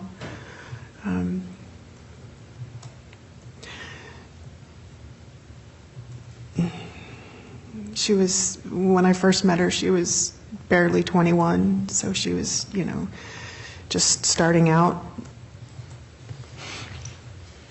And you indicated that you worked together at Convergys approximately 2 years, and then she left. Is that a yes, ma'am? Yes. Thank you. Sorry, I wrote over again. And then she went to job service, Department of Labor, yes. Department of Labor. And then you followed approximately how much longer? It was about 11 months later. And during that time frame where you were working at with different employers, did you still stay in touch with each other? Yes. And was that just, I guess, meeting up every once in a while, or were you, I guess, communicating off and on, spending time together off and on, infrequent? We used to get together once or twice a week. Sometimes she babysat my children for me, and then we'd hang out after the kids went to bed and we got done with what we were doing. We would have lunch together if our schedules meshed up. She was very excited about me coming to Department of Labor, so she, was always telling me about job openings and things like that. And do you remember approximately when you switched over to the Department of Labor? I started in December of 2002. And what were your job duties, or what was your job there? At the time, I worked in unemployment insurance with Nori. She was my mentor, if you will. She taught me how to do customer service and how they wanted us to answer the phones, and told me different policies and procedures, dress code, that kind of thing. And in working in that area, did you interact with the public? Yes. Would Nori interact with the public? Yes. And during that time frame of working there, would you guys, I guess, talk during work and socialize? Yes. We often went on walks around the building, the outside of the building, on our 15-minute breaks. And speaking of walking, do you know if Nori walked other times? Yes. How do you know that? She would tell me that she had gone walking that morning before work, or sometimes we would meet up at the track and go walking together. And was there a specific area that you'd walk together, or that she would walk at, or did it vary? I do remember her saying that she had walked around the neighborhood where she lived at times, but most of the time we went to the middle school and walked around on the track. Do you recall which middle school?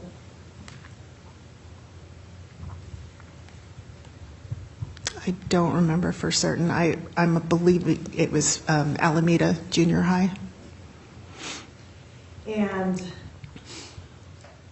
while working at job service with Nori, did she discuss her personal life with you? Yes, very much. And would she share, I guess, what would she share? She explained to me her relationship with Rio, and it actually started back at Convergys. We started talking about it back then, how they were such good friends, and she really felt like he was her best friend. And then over the years it grew and grew, and they started talking about furthering their relationship. And did she talk about, were there any other men that she talked about in her life that she was, I guess, interested in or having relationships with? No.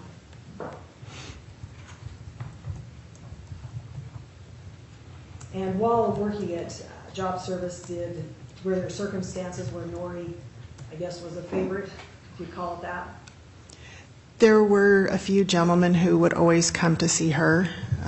They would come to the front desk and ask for her, and we'd always try and help them so that they wouldn't have to talk to her. And some of them would leave and then come back a little while later and ask for her again. She just finally put her foot down and told them to go away, and that was the end of it. And did, I guess, with the help of her co-workers, keeping, I think, the situation organized, did she do anything on her own behalf to try and deter these interested individuals? Yes, she went to JCPenney's and bought a fake wedding ring that she would wear when she was at work. And she did tell at least one of them that she had recently got engaged, and she was very excited about it. And with regards to this, I guess, wedding ring or a ring that she purchased, do you know the approximate value of it?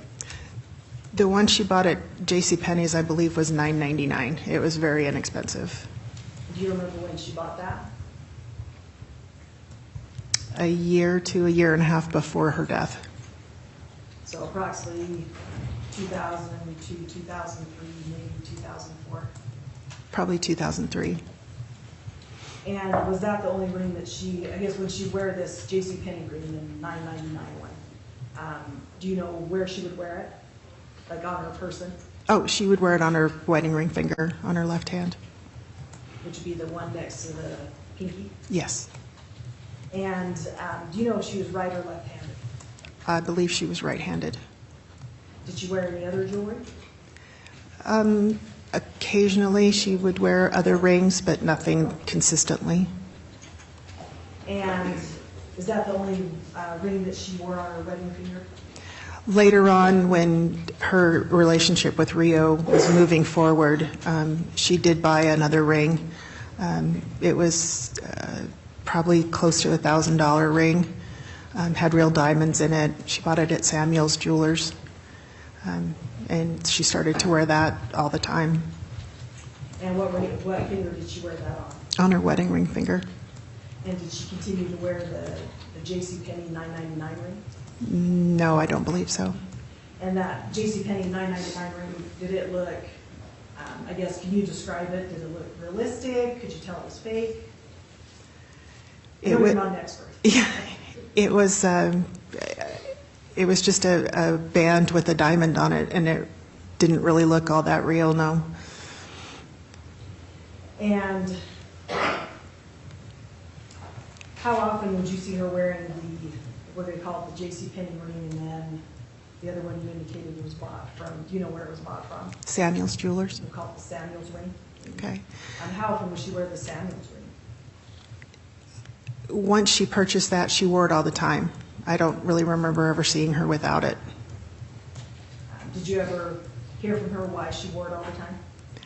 She told me that her relationship with Rio was moving on, and they had started to talk about getting married, and she kind of saw it as a promise ring, promise to get engaged. And when she talked to you about Rio and their relationship, I guess, how much details did she share with you? We were very close, and I believe that she thought of me as someone that she could talk to different situations and get an honest opinion, and so she did tell me extensive details.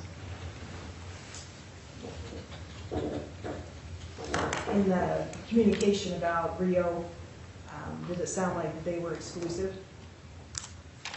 You mean dating exclusively? Yes. Yes. Nori was very, very, very much in love with him. She was not seeing anyone else. She wasn't dating anyone else. Even when they were just best friends before the relationship advanced, she was very, very faithful to him.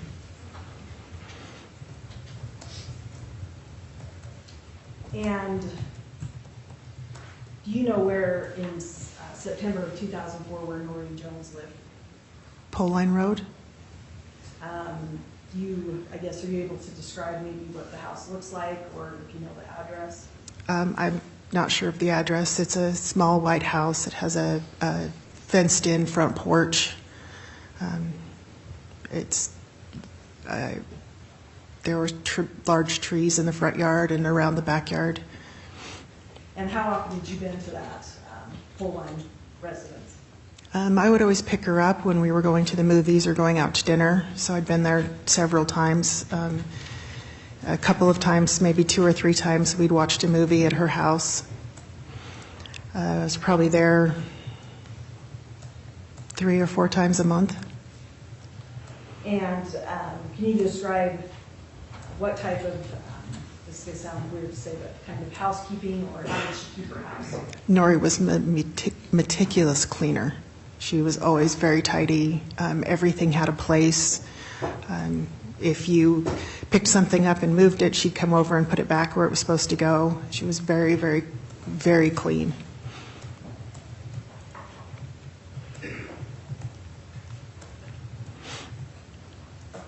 And did you ever, during the course of your friendship, did you ever spend the night at her house with her? No. During the times you had discussions with her and talked about life and situations, did you ever discuss how she slept? Like whether she preferred to sleep with clothing on or pajamas or a t-shirt? She did tell me, and I'm going to check. Hang on, Mayor. Hearsay, I think we need to limit this to personal knowledge.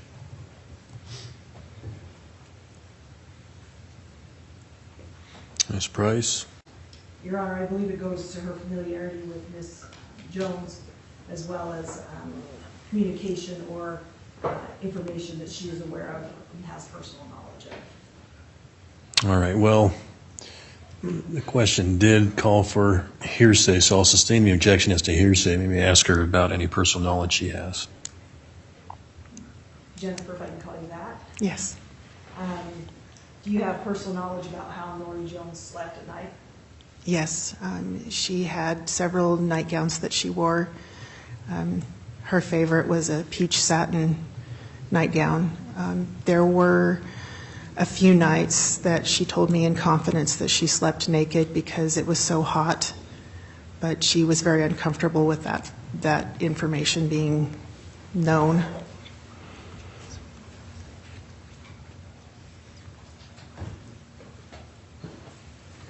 And are you able to, I know it's been a while, but are you able to describe what the layout of her full-line residence was? She would always park in the back, next to the back door. The back door led into a porch that had been added on that was her laundry room. You would turn right through a doorway into her kitchen, and then you would turn left into her living room or go straight down a hallway, and there were 2 bedrooms and a bathroom off that hallway. And how many entrances or exits were there to this residence?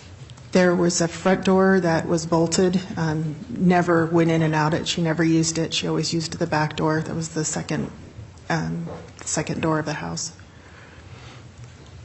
And do you know, are you aware if there were any problems with that back door that Norrie had?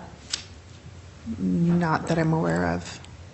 And have you ever been at that Poline residence? And I guess I better just clarify, this Poline residence, that's in Pocatello, is that correct? Yes. Bannock County, State, Idaho. Yes. Have you ever been at that residence at night? I dropped her off a few times after we went to movies together. And do you know what the lighting conditions were back around her residence? There was a porch light above the back door that shone over where she parked her car. And do you have knowledge if she kept her doors locked or unlocked, or? To the best of my knowledge, she kept them locked.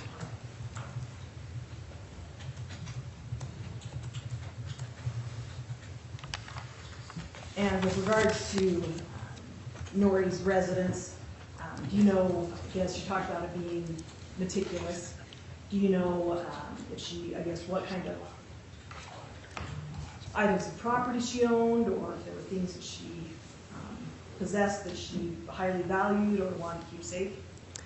She had a TV and a VCR, a computer, like a music box type stereo. She had some personal jewelry. It was the early days of cell phones, but she did have a cell phone. And was Norrie someone that carried, I know nowadays you have possible cell phones, you can get credit cards in and stuff on the back. Did she carry like a purse or a bag or a backpack that you're aware of? She had a purse with a wallet, and her credit cards were in her wallet. Now, turning your attention to the date of September 28th of 2004, did you plan on seeing Norrie that day? Yes, we would have been working together. Excuse me. We would have been working together. And do you recall what day of the week that was? Tuesday. And had you worked that Monday? No, I hadn't. Why not? I had carpet installed that day. And do you know if Norrie had worked that day? I believe she did, yes. And on the date of September 28th of 2004, just tell the court and the jury here kind of how your day started. Normally, I went to work. As I was pulling into the parking lot, I noticed that Nori's car was not there. So I parked and I went in and talked to a couple people, our supervisor, some other coworkers, and asked where Nori was, and they said that they thought she was in training. And because it was before the training started, I walked over and peeked in the room, and one of our coworkers shook her head. I'm sure she knew I was there to talk to Nori, and she just shook her head. And so I turned around and I went and I called Rio's mom and asked if she had heard from Nori. Was Nori okay? I thought maybe she was sick or something along those lines. And she said that she hadn't heard from her since the night before. So I just started working. And let me ask you a little bit about this. You were talking about when you pulled in, you were looking or expected to see Nori's car. yes, Yes. Were you aware if Nori parked in the same location, or did you guys park next to each other? Did you have assigned spaces? she parked in the exact same spot. She used to say that it was a good way for her to exercise walking to and from her car because it was so far from the building. And I guess when you say so far from the building, how many, I guess what was the distance, or approximately where was it in relation to the building? It was the corner of the parking lot in the front. It was the farthest parking spot from the building.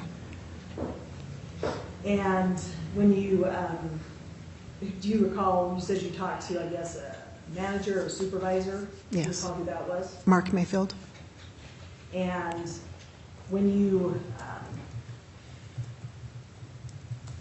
kept on, I guess, started working or went back to work, what happened? Mark came over to me maybe 5 or so minutes after I got there and said that he wanted to go check on Nori and asked if I would go with him. So we got in his car and we drove over to her house. And the house you drove to, that's the one on Pole Line? Correct. And when you arrived at that Pole Line residence, what happened? We noticed that her car was in the parking lot, or in the parking space. So we went over and knocked on the door, and she didn't answer, so I called her on my cell phone, and she didn't answer. So we went around to the front door to see if maybe we could get her, thought maybe she was sleeping, and we just needed to bang on the door closer to her bedroom, and there was no answer there. So we decided to walk all the way around the perimeter of the house to see if we could get to her bedroom window, but we weren't able to figure out which one was her bedroom window. So we went around to the back, and we were standing in front of her car, and her landlord, who lives catty corner from her, came over and asked us what we were doing. And I explained to him that, I was Nori's coworker and her good friend, and we were worried about her because she hadn't shown up for work, and we couldn't get a hold of her. And he said he had a key, so he went back over to his house. I'm going to object to this point. It's non-responsive. We're kind of into a narrative. So. I'll sustain the objection. Next question, please, Ms. Price. Now, you reached out to, you recognized the individual known as her landlord? I assumed he was her landlord. I didn't know him. Okay. He just came over and approached you? Mm-hmm. Is Yes. that a yes, ma'am? Yes. Thank you. And going back to, so when you arrived there with, you said it was Mark Mayfield, is that correct? Correct. You sounded like you were looking in windows or trying to get into the residence. Correct. Did you try the back door? Yes, we did. And what was, I guess, was it? It was locked. And I guess, do you recall what kind of handle was on it?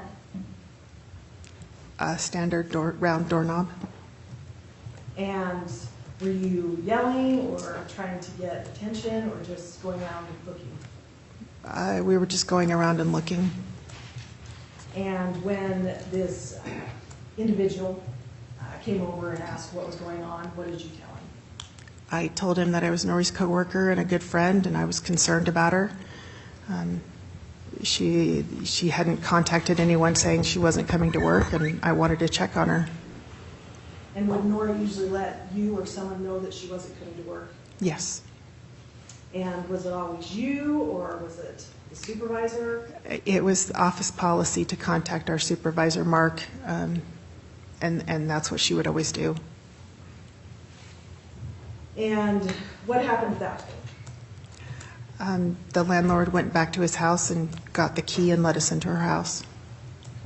And did you and Mark both go in the house? I went in first. Mark followed me. I don't know how close he was behind me, but he did follow me in, yes. And where did you go in the house? I walked through the laundry room, turned and went into the kitchen. I peeked in the living room, thinking she would be in there, and when she wasn't there, I continued on to her bedroom. And what happened then? I got to the doorway of her bedroom and noticed her lying on the bed. And how did you know it was Nori? I know Nori. I know what she looks like. I know her body. We had been wedding dress shopping, and I had seen her, seen her mostly naked. I mean, underwear and bra, but I knew what she looked like. I knew it was her. And where were you, I guess, in position, where were you located when you saw her on the bed? Standing in the doorway. And approximately, I don't know if you're good at distance or can estimate, approximately how far away were you from Nori? 4 or 5 feet. And what happened to that? I knew Mark was behind me, and I said, "We need an ambulance." And he kind of put his hand on my arm and led me away from the room, and we went back outside. And what did you do then? We called 911, and the 911 operator asked us if we knew if she was breathing or not. Mark said that he would go in and check, but I knew that Nori wouldn't want him to see her the way she was, so I told him I would go in. And did you go back into the residence? I did. And what did you do? I walked to the bedroom door and started to call her name. And then I stepped into her bedroom close to the bed and tried to see if I could see her back rising and falling with her taking breaths, and there was no movement. And were you able to, as you stepped a little bit into the room, could you describe what you saw? The room was a mess. There was personal belongings all over the floor that were normally on countertops or the top of her bureau. Perfume bottles, lotion bottles, papers all over the floor. The bed, the top mattress it wasn't the way it was supposed to be. It was lined up diagonal across the bottom mattress. One of the windows, the drapes were hanging wrong. There was blood everywhere.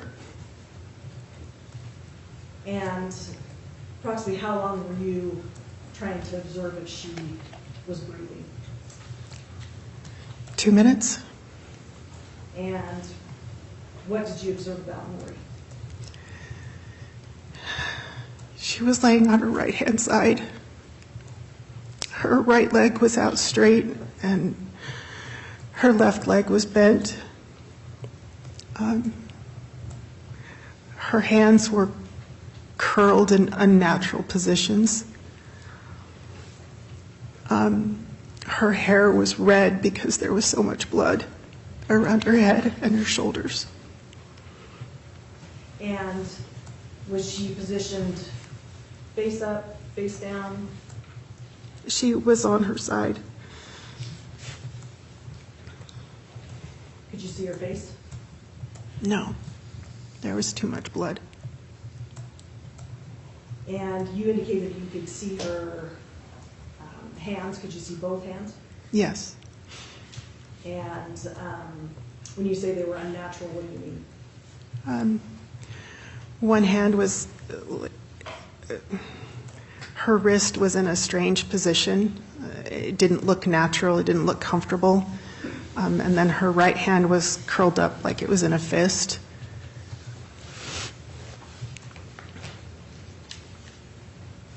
And could you see anything, like any type of jewelry on her hands? I don't remember seeing, I don't know. I don't remember seeing anything. Were you even looking? No. And after you observed Nori, did you see if she was breathing or not? Her back was going up and down? No, it wasn't. What did you do then? I walked back outside and told the 911 person that there was no, it didn't look like she was breathing, and I didn't think that she was alive. And what did you do at that point? We stood there at the end of the car and waited for the police and the EMTs to show up. And as you were waiting, did you observe anything?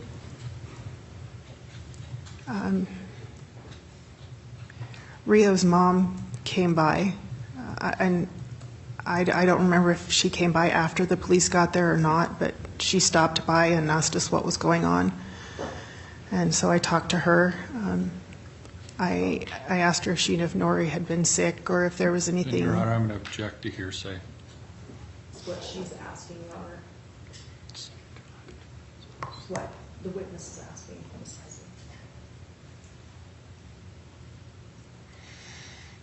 I'll sustain the objection. So you're talking to Rio's mom, Yes, and you were asking her questions? yes. And what were those questions? I was And, asked. Same objection, Your Honor. I'll sustain the objection. What questions did you ask? Not the response that you received, but what question did you ask And my objection, Rio's mom?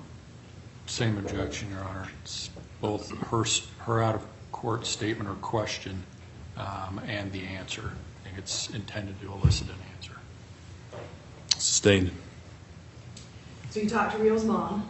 Yes. What did she do then? I believe that's probably about the time that the police arrived or the ambulance arrived. There were 3 or 4 EMTs who walked into the house. They were carrying bags, like the medical bags. They were only in the house for about 20 seconds, and they turned around and came right back out. And did you have an opportunity to, I guess, discuss or talk to the police that were on scene? One of them approached us and started asking us questions about what was her name, how old she was she allergic to anything. And I responded, told him her name, that she was 25, and that she wasn't allergic to anything. And what did you do at that point? That's about the time that my husband showed up, and I went over and stood with him until the police told us that we could leave, and then I left.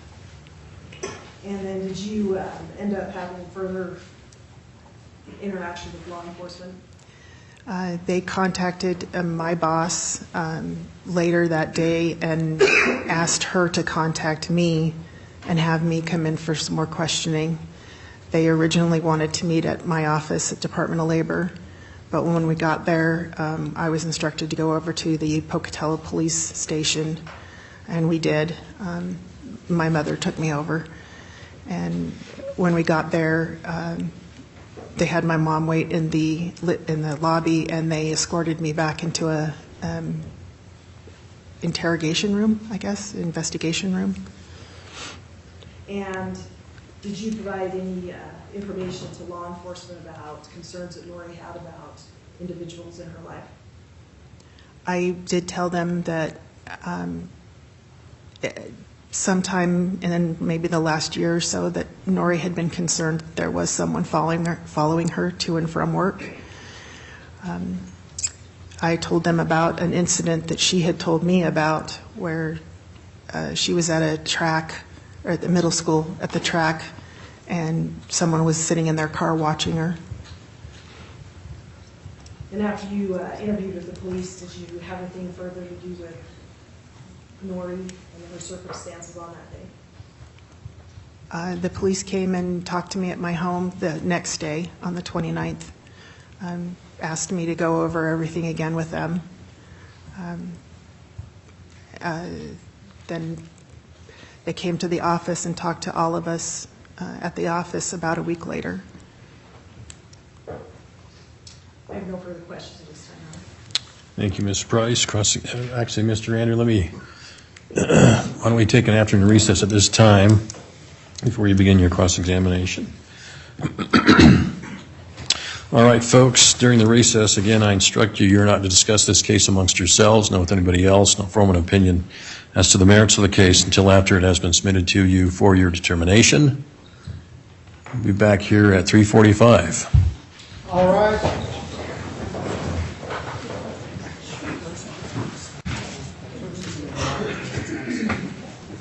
Be seated.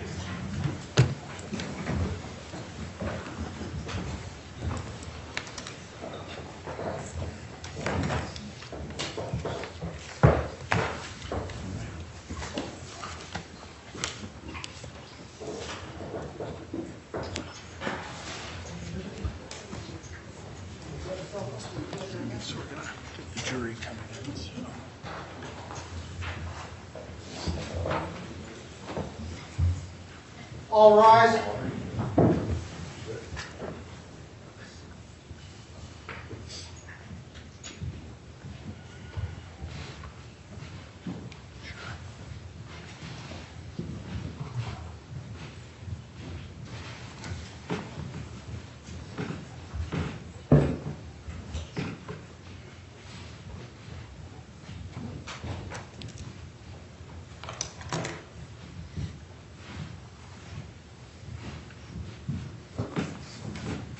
Please be seated.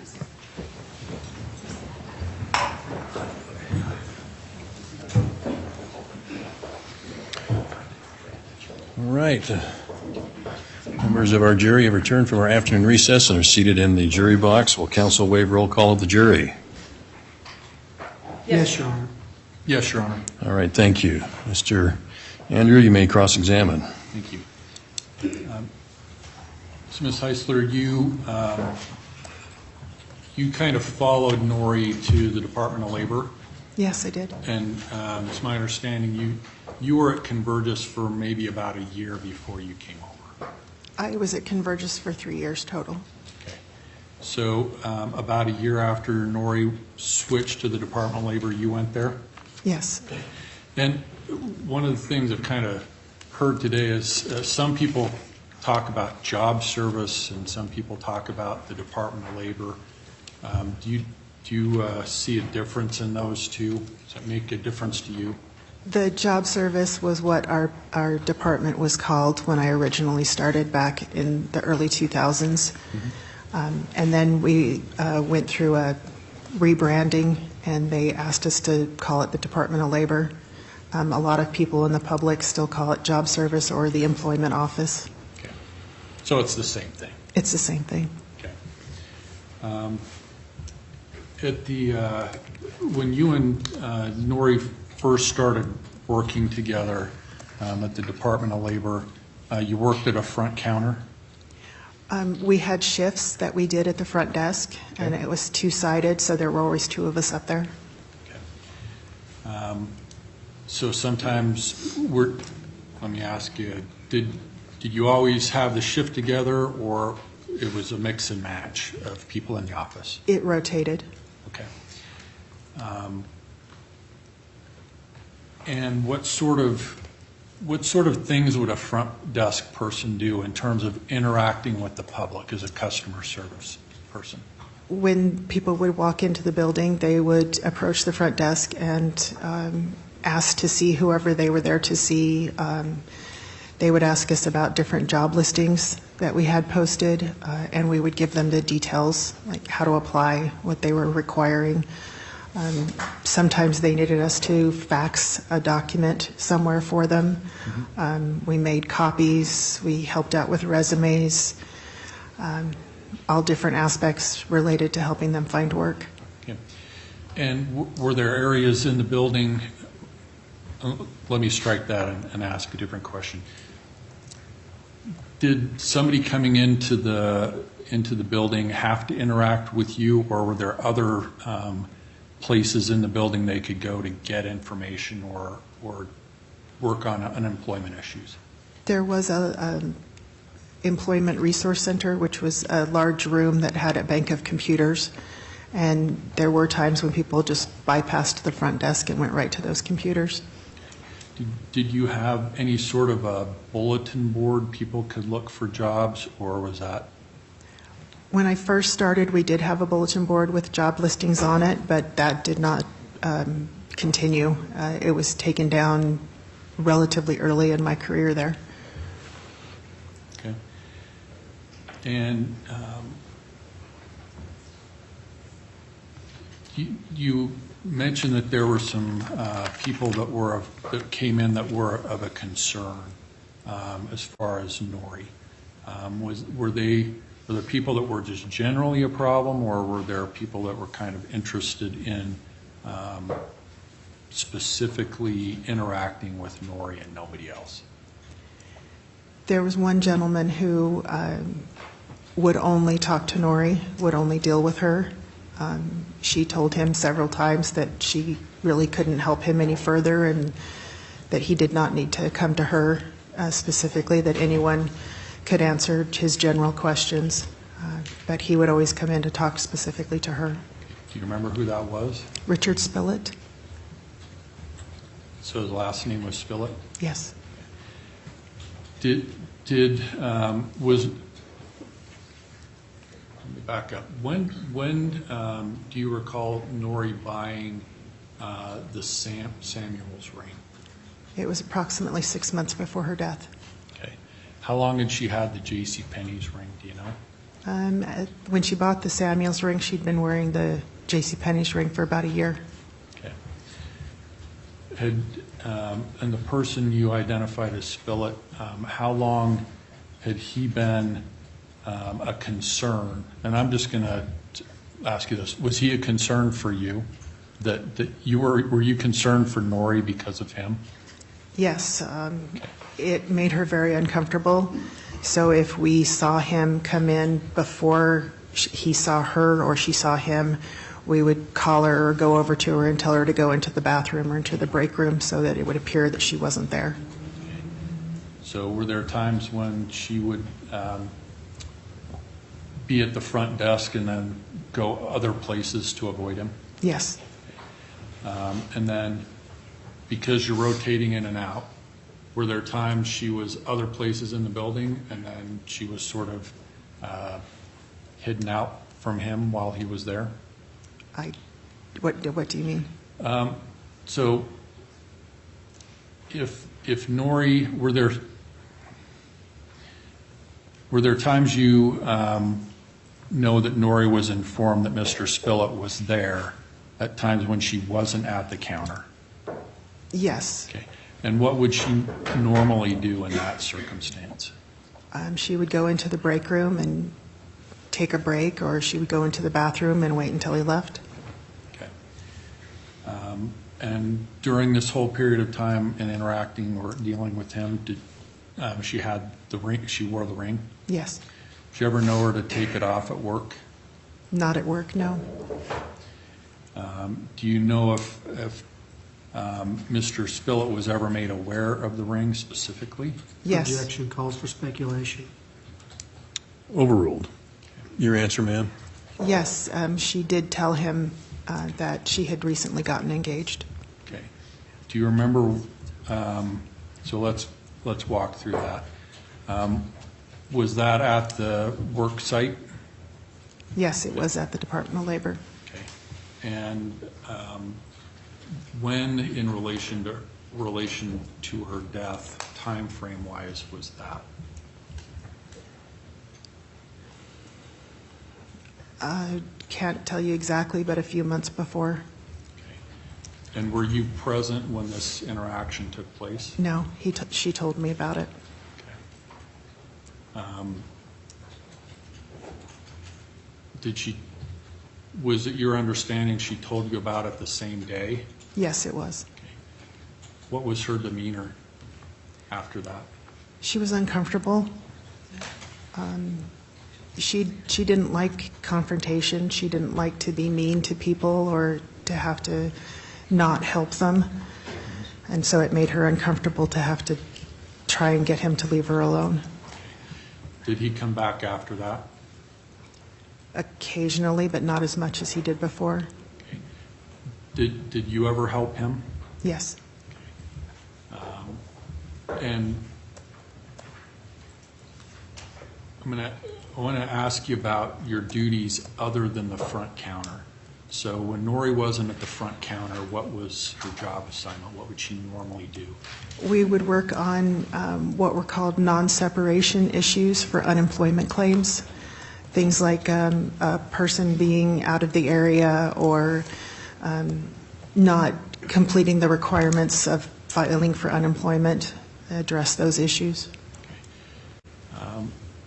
And what sort of things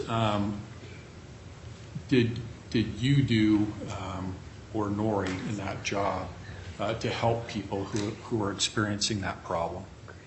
We would talk to them, listen to what they were experiencing, and then explain the law to them that this is what was required of your unemployment claim. If you can't meet those requirements, then that particular week could be denied on benefits. Were you assigned specific people that you dealt with, sort of like a specific caseload of people, or did you just first come, first serve? It was first come, first serve. There was a stack of them, and as soon as you finished with one, you went over and grabbed another one. Okay. And you had mentioned, at least at the front desk, sometimes sending documents places or helping people with their paperwork. Yes, we would fax things for them or make copies. Okay. Did you do that with your unemployment claim work or just the front desk? That was mostly at the front desk. Okay. And do you know how it is that Nori came to be dealing with Mr. Spillett to begin with? I don't know the exact incident, but I believe it had something to do with his unemployment claim. Okay. You talked about some concerns about a person following her in a car. Yes. Did you ever see anybody following her in a car? No. Were you ever aware of a description of the car? It was a dark-colored car is all I remember her saying. Okay. Any description of the person? Did she know who it was? No.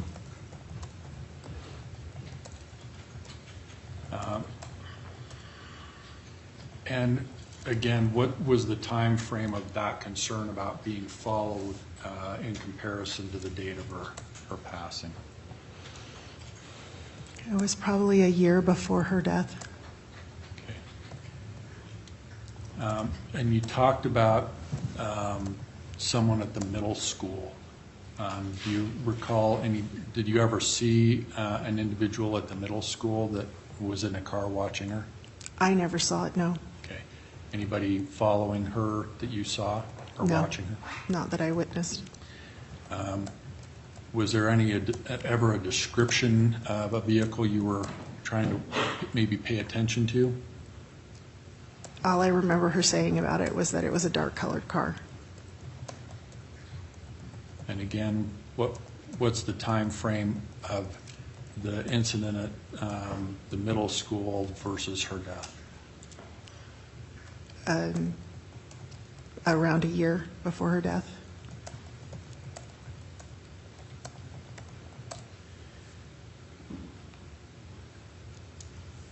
So I'm going to talk to you a little bit about the ring and the engagement.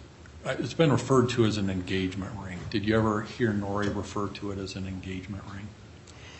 She did tell me that she really loved the ring and that she and Rio decided that she wouldn't get an engagement ring, that she would just use that ring as a promise to become engaged. Okay. She didn't want a different ring. She wanted the one she bought? Correct. Okay. Do you know if there were any specific plans about a marriage? We went wedding dress shopping twice. She couldn't find what she wanted, so I agreed to make her wedding dress for her. She did tell me about a time that she had purchased bridesmaids' dresses, and she had selected her bridesmaids. Do you know if there was ever a date set? I don't know of an exact date, but they wanted to get married before Rio went to an archery tournament in France because they wanted to use that as their honeymoon.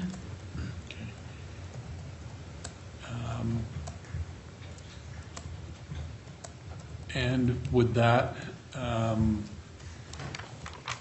tournament have been the spring after her death? Yes. Okay.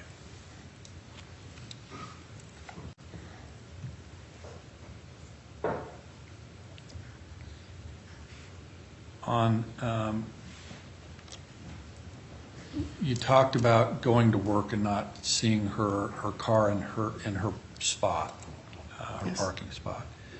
How long do you think the time passed from you getting to work until you and Mr. Mayfield went to her house? How much time do you think? Maybe 15 minutes. Okay.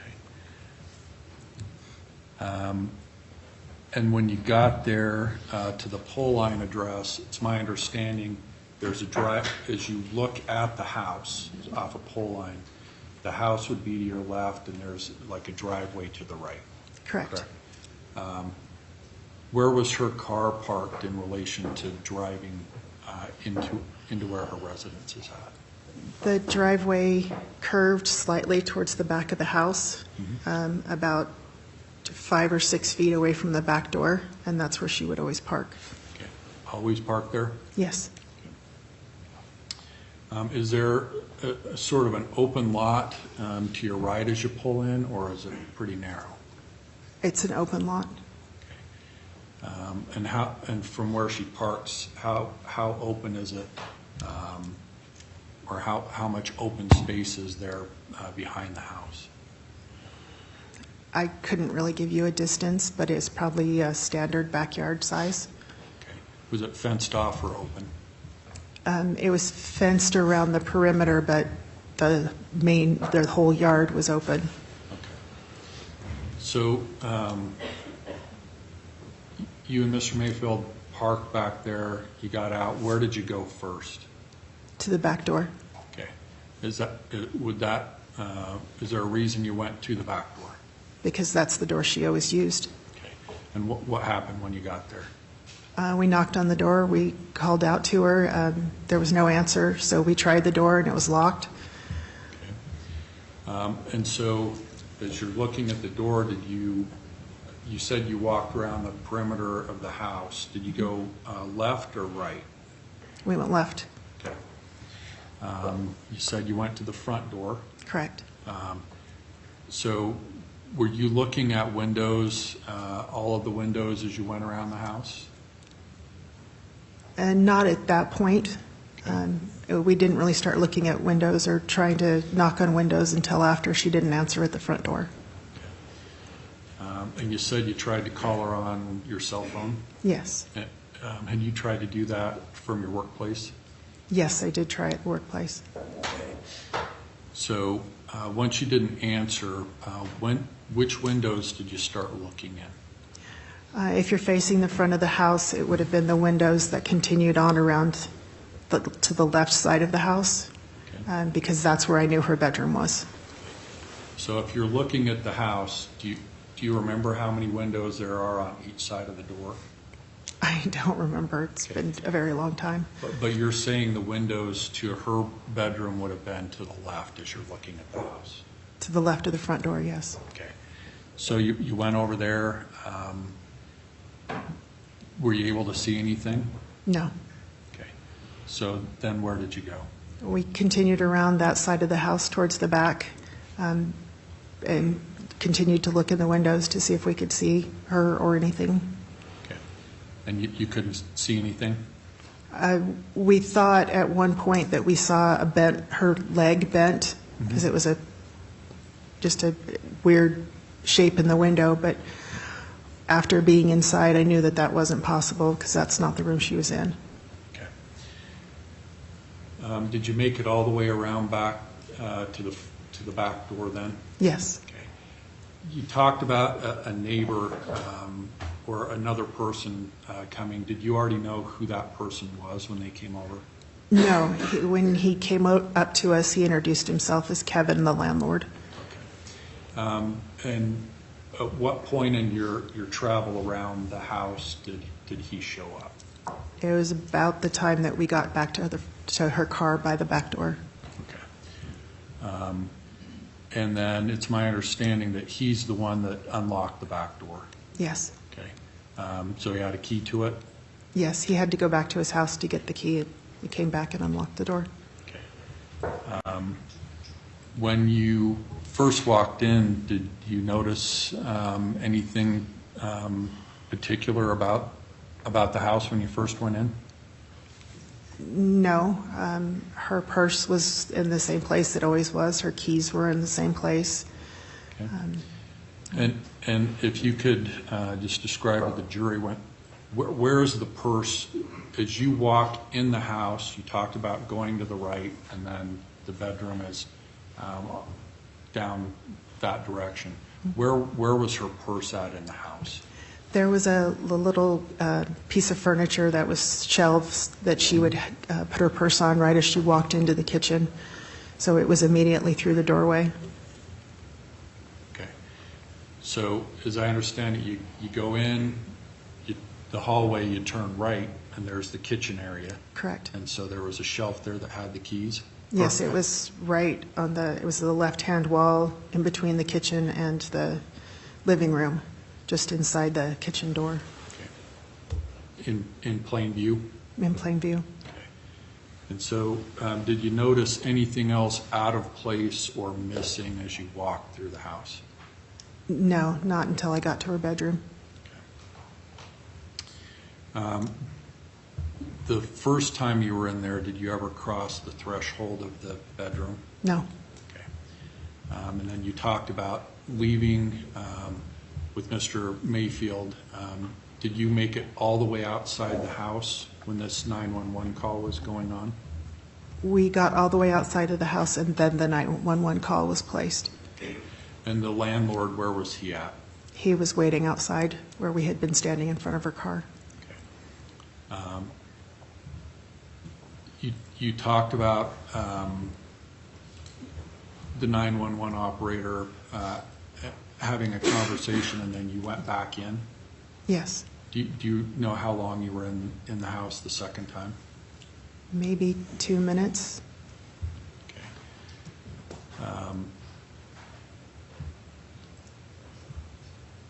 And again, you talked about kind of how things were in her room, kind of scattered around, not where you would expect them to be. Correct. Did you notice that the first time you went in, or the second time, or both? Both. Okay.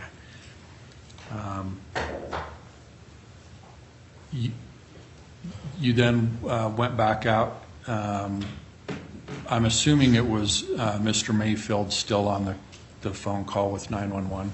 I don't remember who actually placed the call, but Mark was talking to the 911 dispatcher. Okay. So when you went back in the second time, were you talking on a cell phone, or did you have to go back out of the residence to relay information to Mr. Mayfield? I had to go back out to relay the information. Okay. And at some point, you talked about your husband showing up to get you. When did you contact him, or how did he know to come get you? When we were standing outside, whoever's cell phone it was, they allowed me to call him. Okay. So he came to pick you up? Yes. Okay. And then you indicated that Rio's mother at some point showed up? Yes. Okay. Can you kind of, in the sequence of things we've talked about, when was that?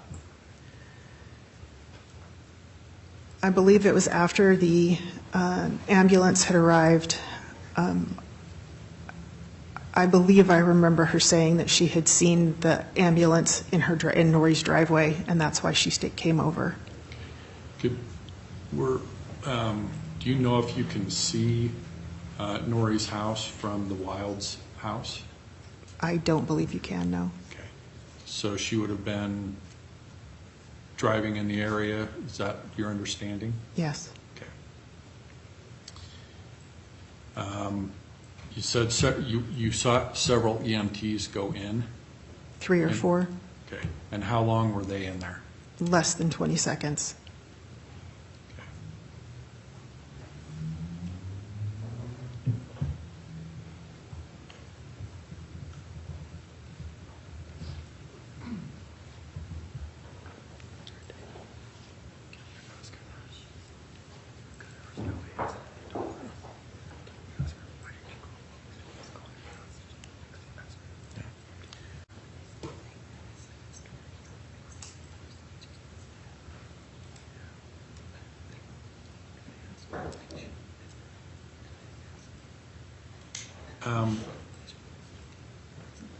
Had you been, I'm going to kind of ask you two quick, actually, let me ask you this.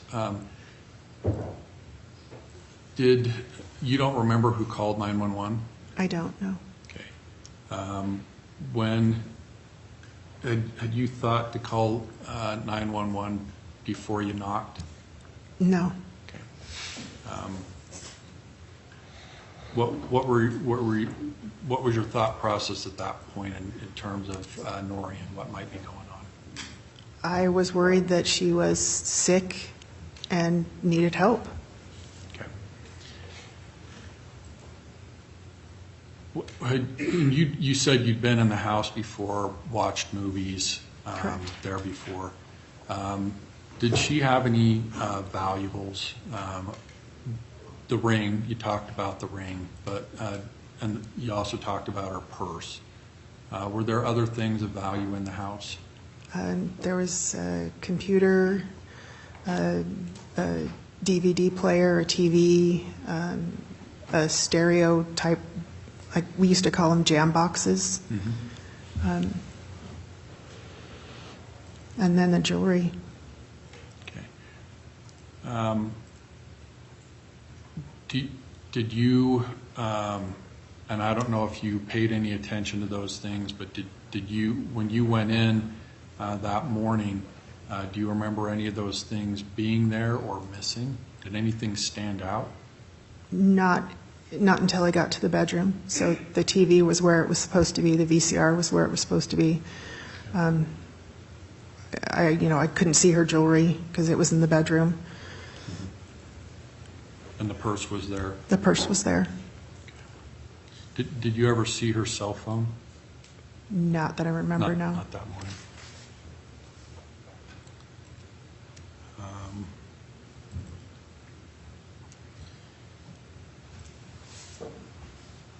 How many people a day do you, and I understand this may be a tough question to answer, but around that time of Nori's death, about how many people a day might you guys help at the counter? 10 to 12. Okay. Was there a particular reason that Mr. Spillett stood out? Because Nori said he made her uncomfortable. Okay. Had you ever dealt with Mr. Compher, No. the defendant? You ever recognize him? No. Those are all the questions I have. Thank you, Mr. Andrew. Any redirect, Ms. Price? No, Your Honor. Very well. May this witness be excused and released from any subpoenas? In the state subpoena, yes. Mr. Andrew? Mr. Andrew? She can be released, Your Honor. I don't intend on recalling her. All right, very well. Okay. Ma'am, I'm going to instruct you, you're not to discuss your testimony with any other witnesses in this case, okay? All right, thank you for your testimony. You may step down. Thank you.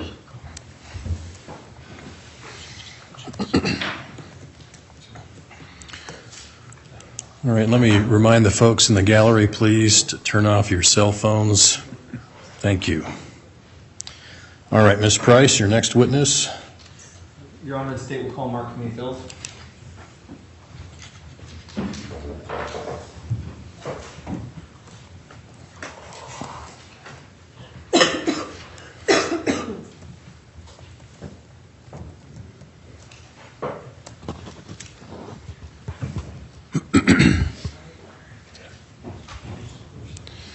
Sir, coming up here before Ms. Holm, our clerk, raise your right hand to be sworn. Do you solemnly swear that the testimony Testimony you're about to give should be the truth, the whole truth, and nothing but the truth, so help you God. Yes.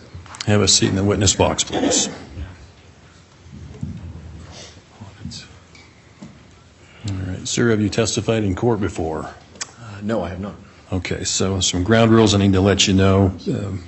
Make sure you're not talking over the attorneys when they're asking you questions. If you also answer audibly, not say or it doesn't come across well on the record. Ms. Whiting here in front of me is our stenographer taking a verbatim record. If I remind you of that, please don't feel offended, okay? All right. Who will be inquiring of Mr. Mayfield? I will, Your Honor. All right, proceed, Mr. Trammell. Thank you. Good afternoon, Mr. Mayfield. For purposes of the record, will you please state your full name and spell your last name? Mark Arthur Mayfield, Mayfield. Thank you, Mr. Mayfield. Have you ever heard of Nori Jones? Yes. Did you know Nori Jones? Nori and I worked together at the Department of Labor. When did you work together? I started there in 2001. I think she was hired a while after that, maybe a year or two after that. Was that the first time you met her? Was that the Department of Labor? Yes. And what was your position at that time? Well, going back to September of 2004, what was your position at the Department of Labor? I was a unit supervisor. What was Nori's position? She was a workforce consultant. Were you her manager or supervisor? I was probably a supervisor, maybe a joint supervisor. There may be, I can't remember if there was just me or two of us at the time. We kind of shared those duties. So yes, direct report. And how well did you know Nori Jones? Just as a coworker. Did you know her outside of work? No, not really. What type of person was Nori Jones? Nori was a hard worker. She got along with her coworkers. She served the public really well, very knowledgeable about the programs that we delivered. Thank you. I want to direct your attention to September 28, 2004. Do you remember that day? Yes. Did Nori Jones show up to work that day? She did not. We had a regional training where we had a lot of people from around Southeast Idaho in the office that day. She was scheduled to be in that training and didn't show up that morning. And so it was unlike her not to come to work or report that she wasn't coming to work. So we started the training, and then as the day went on, I think attempts were made to contact her that we weren't able to do so. Did you go to Nori Jones' home that day? I did. When did you do that? I don't remember the exact time. Like I said, I think we had made attempts to contact her, contact friends and family that may have known why she wasn't at work. And then I asked a coworker that was friends with her, very close to her at work, to accompany me and let our office manager know that we were going to go by her house and see if we could see if she was there. Did you go with anyone to her house? Yeah, I did go with a coworker, Who was that? Jennifer Heisler. Do you remember who drove? I believe I drove. Had you been to Nori's house before that time? No. And where was Nori's house that you went to that day? It's on Pole Line Road. Do you remember arriving at her house? Yes. Did you observe anything in the driveway? Not that I remember specifically. Maybe your car. It's the only thing I can think that was maybe there. Nothing else. And what time of day was this? Morning, afternoon, evening, if you remember? I would imagine it was maybe mid-morning before noon, maybe. So when you arrived at Nori's home, what did you do? Jennifer and I, looked at the house, and we kind of walked around. I think we checked the door, walked around the house, kind of peeking in some windows if we could see something. And as we were walking around the house, a gentleman, I think the landlord, came over to us from behind the property and kind of inquired what we were doing. And we said we were co-workers there to check on Nori. And I think he returned and came back with a set of keys and opened the door for us. So when you first got to her house, you testified you were walking around. Were you checking the doors? I believe we checked the door. I don't remember if we checked how many doors or how many doors there were, but What happened when you checked the door? I'm guessing we couldn't get in when we checked the door. Was it locked? I think so. I remember him bringing keys back and opening a door, so. And you testified at some point a person approached you at Nori's house? Yes. Did they identify themselves? I believe so. I think identified himself as the landlord. And you testified that he let you in the house? Yes. How did he let you in the house? He had a set of keys. There was a door, I believe, on the side of the house that he opened up, and that's where we entered in from. What did you do when you entered the house?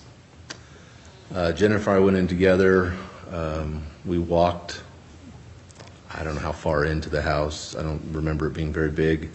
There might have been a set of stairs that we went up, and then we kind of both looked to our left from the kitchen area and saw Nori. And then we exited the house back to the driveway.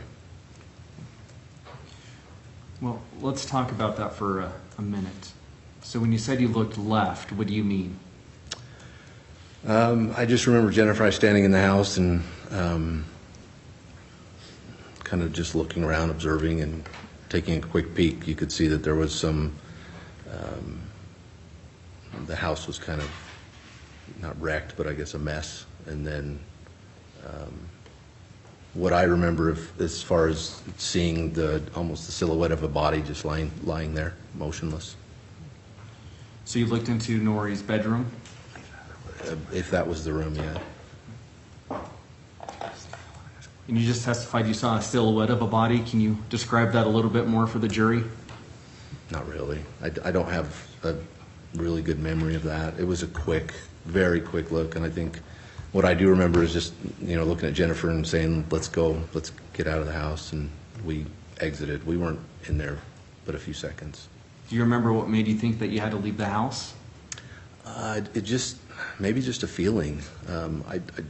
Like I said, from my perspective, Jennifer's reaction was kind of just a gasp, and you could tell from her reaction that she didn't feel comfortable, and so I think I took the initiative to just say, hey, let's go out, and that's when we decided to call 911. And who called 911? I did. What did you do after you called 911? We just waited. I think Jennifer, myself, I think the landlord was there, and then I think the fire department EMTs were first to arrive. No further questions at this time, Your Honor. Thank you. Any cross, Mr. Andrew? That would be me, Your Honor. All right, go ahead, Mr. Proctor. Thank you, sir. Good afternoon. How are you? Good. How are you? You'll be pleased to know I just got a few questions for you, and then you'll be out of here.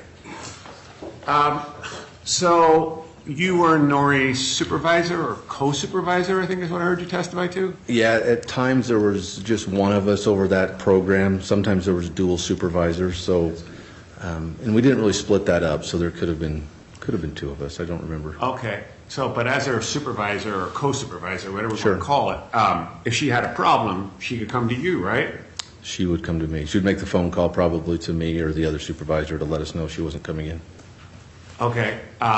But before that day, if she had a problem with a coworker, she could come to you, right? Yeah, she would probably come to me. There's other supervisors in that office too. Past supervisors possibly that were still in the office she could have gone to. But as far as a direct supervisor with problems at work, yeah, she would probably come to me. Okay. Did she ever express to you any problems with any people requiring the services of the agency? Not specifically, no. Do you recall being interviewed by a Detective Bush on October 11th, 2004? What was the date again? October 11th, 2004. Not really, no. Okay. Do you recall mentioning the name of a gentleman named Richard McMinn? No. Do you recall telling Detective Bush that he made Nori very uncomfortable because he brought her gifts and jam and things like that? I don't recall, no. If I said that Detective Bush wrote that in his report, do you have any reason to believe that he got it wrong? Your Honor, I'm just going to object to the form of that question, talking about the report of a detective. Overruled. Let me answer the question, please. Yeah, I've not seen this report. I don't know the exact words that he used in it. I don't remember the interview, and I don't remember that name. Okay, what about the name of a gentleman you nicknamed Cowboy? Do you remember him? I don't remember telling him specifically that I nicknamed him, or... You're right. You Okay. didn't say that. All right, let me ask a softball then. Sure. Tell me about Cowboy. You know, I remember vaguely the fact that somebody that was a customer that came into the office, that some people may have used that term. I don't think I remember knowing him or knowing anything more than just words that were shared. Okay. And that really didn't even come up until probably after Nori had passed away. Okay, and Cowboy, you provided Detective Bush with the name of Bob Spillett. Do you remember that? I remember the name. I don't. So I guess it would depend on the way that the detective was asking these questions, if I remember right. I don't remember giving them that information from my own point of view. It was just more maybe from the detective's investigation. They were looking at potential names, whether those names they knew or the names were provided because they had been linked to Nori helping them, like, you know, notes in a system, database type stuff. I'm not sure. Okay, do you recall telling Detective Bush that this gentleman nicknamed Cowboy, Mr. Spillett, had asked Nori out on several occasions? If I did tell him that and he put it in the report, it was from hearing it from other people. Okay, so what I'm understanding you saying, and correct me if I'm wrong. Sure. You talked to several other people at the agency, right? And you kind of synthesized what they told you and provided that to Detective Bush. I think that's fair to say. And what you learned from talking to several people is that Mr. Spillett made Nori very uncomfortable. Yes, I would say that's correct. And in fact, she even bought a ring in order to try and throw him off the scent, didn't she? I could not speak directly to the fact that she bought a ring for specifically because of him. I will say that at the time of that investigation that was going on afterwards, immediately and for quite a long time, I think a lot of people were searching for names. I think they cared about Nori so much that they wanted to find. Okay, but to your understanding, when Nori passed, was she engaged or married? Not to my understanding, no. And with your own two eyes, did you see her wearing an engagement or a wedding ring? I honestly can't remember for sure if I saw it with my own two eyes, but I'm aware of the ring. You're aware that she wore one, right? Is there an answer to that, sir? I didn't hear your answer to that Let me question. repeat the question. Sure. You're aware that in the workplace, at least, she often wore a wedding or an engagement ring, aren't you? Yes.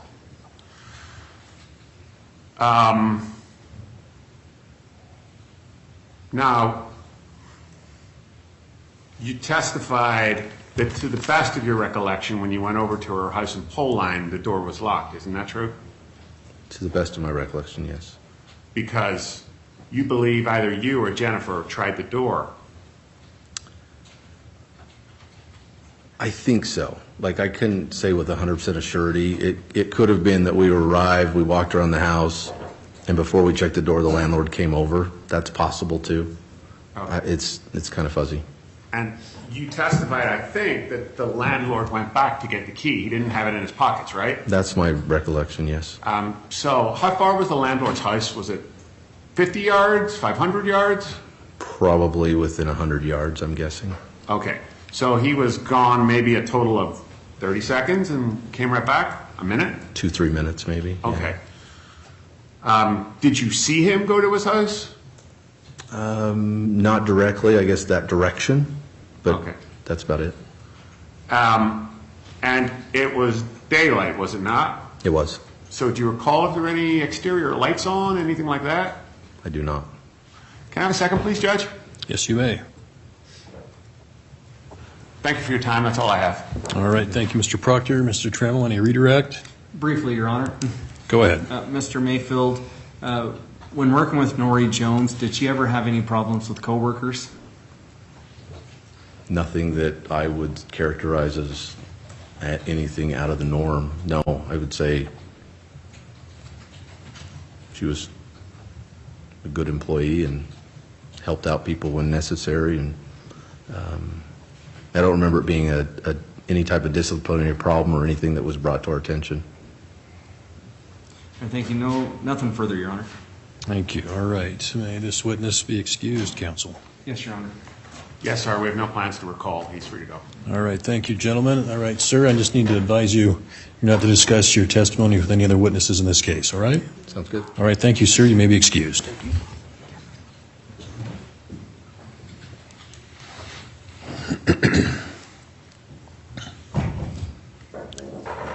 All right, state's next witness.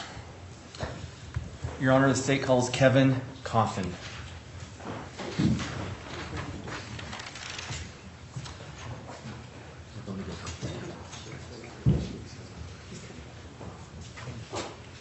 Your Honor, and I believe he's on his way up.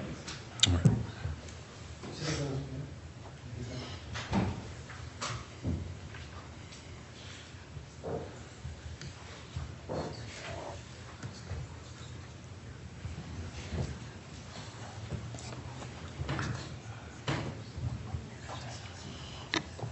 Yeah.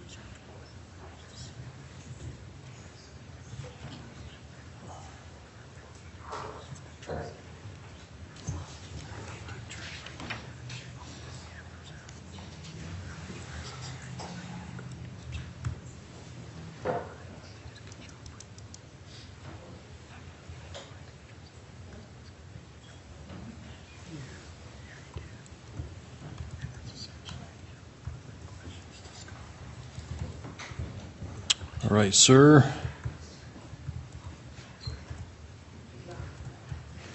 All right, please come forward before Ms. Holm. Raise your right hand to be sworn. Over here, sir, please.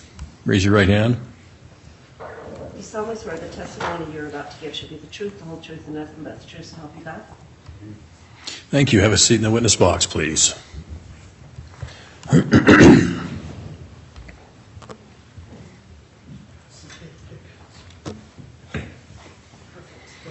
All right, sir, have you testified in court before?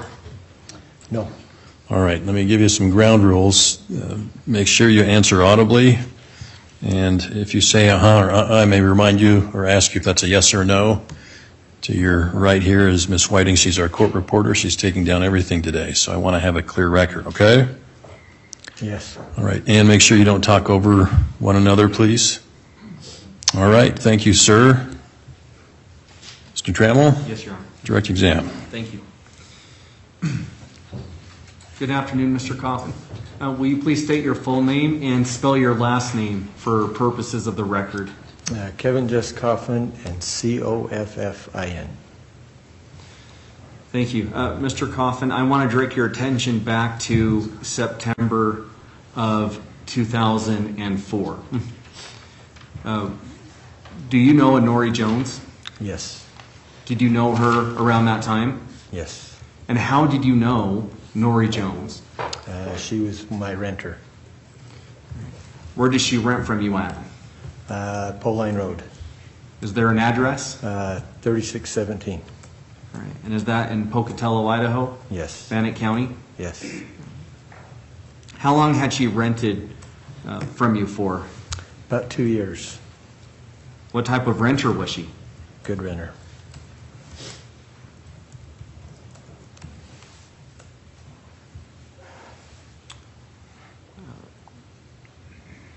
Did she ever talk to you about a screen being damaged? I don't recall that, no. I want to direct your attention to September 28th, 2004. Were you over by her residence that day? Yes, I was. What were you doing? Waiting for my plumber. I got another house down the street, and he was coming to look at a drain, a shower drain. And then I was out in the pastures at this time. And where is the pasture located? They're between the two properties. And did you notice anything that caught your attention at her house on that day? Yes. What was that? A man and a woman was walking around the house, looking through the windows kind of, or just looking at things. And what did you do when you saw that man and that woman? Well, I was renting the house on the other side of the pasture. So I had a sign out there on pole line and a sign on that house. Pole line for, you see the sign a lot, and the other house just because that was the house that was for rent. So my first thought was they were, looking at the house to rent it, is what I was thinking. And then I, of course, approached him and asked him if I could help him. And the house at 3617 Pole Line Road, you own that house at the time? Yes. Do you still own the house? Yes. So you approached these individuals. Yes. Did you ever open the house for them? Yes. Why did you do that? And they asked if I could. First they said Nori's never late for work. And they were really concerned that, where she didn't show up and stuff. So. And how did you open the house? With key. And what door on the house did you open? Back door.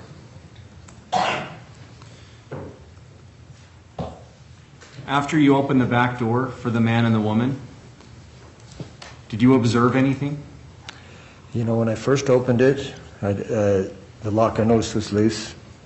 I remember reaching down to kind of turn the screw or whatever, and that's when I noticed there was blood on the door, or the knob. I should say the door, the knob probably. And my first thoughts was I remember saying, oh, there's blood. And I didn't really think much of it, and then just instantly I was like, something's wrong, And where was the blood located on the door? It was probably on the knob.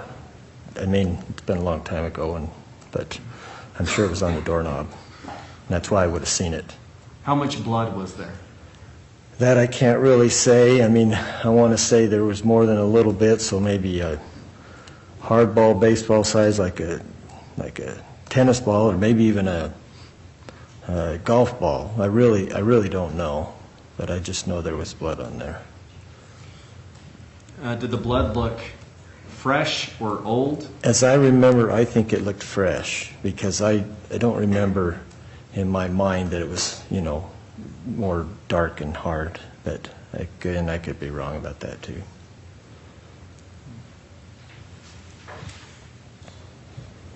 And as the landlord of that home, do you ever contract out to contractors to fix I random have. issues? I have, yeah.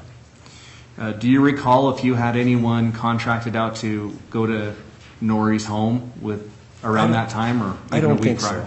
so. I don't think so. After I know I did, you know what I mean? I think anything was probably done.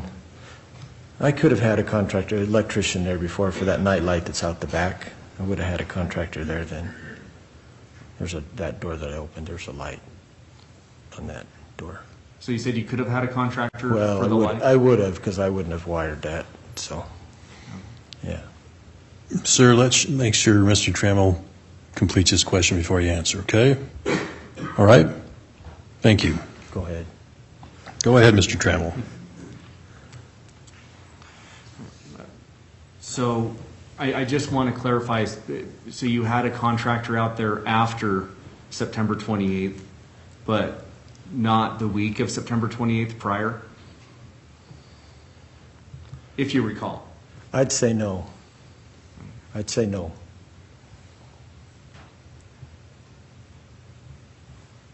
All right, nothing further at this time, Your Honor. All right, thank you. Cross-examination? Briefly, thank you, Judge. Go ahead, Mr. Proctor.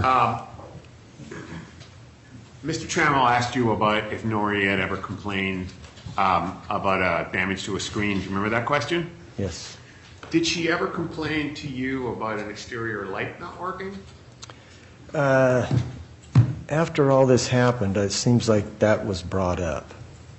Okay, but prior to her death? I don't recall. Okay. And I want to make sure I understand the blood on the door. I think it was your testimony it was on the knob, correct? As far as I remember, yes. There are two knobs, right? One that's outside and one that's inside in the kitchen. You're talking about the outside knob or the inside one? I would say the inside. The reason I say that is because I put the key in when I opened the door. That's when I saw the blood and that the knob was loose. And if I'd have reached down to touch the screw would have been on the inside. Okay, so did you go into the house? No. Does the door open out or in? Towards the outside or It towards? opens to the outside. Okay, so it's your testimony. You put the key in, open the door, and on the other side of the door, there was a knob there that appeared to have blood in it. Is that? Did you touch that blood? I don't remember. I would imagine if I touched the screw, I could have. What do you mean by the screw, sir? Well, when a doorknob's loose, being in construction, my natural instinct is to grab that screw and kind of tighten it up and, snug it up without a screwdriver. Of course, I didn't have a screwdriver, so. And this doorknob was loose? You mean it wasn't screwed tightly into the door? Is that what you're saying? Correct. Okay, so loose in the sense of it jiggled?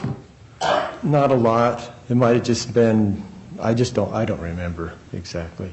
Okay, you just remember it wasn't snug fitting, Yeah, I guess? Exactly. For want of a better term. Can I have a second, please, Judge? Yes.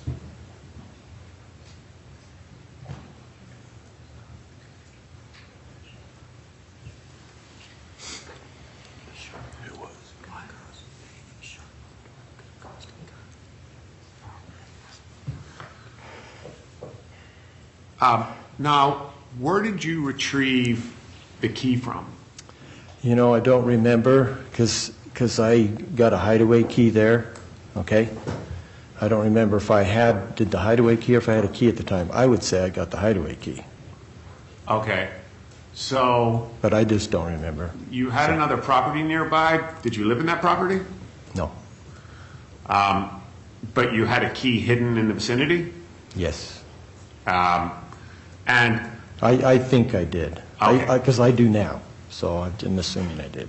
makes sense. I'm not going to ask you where it is. Now, you talked a little bit about the pasture.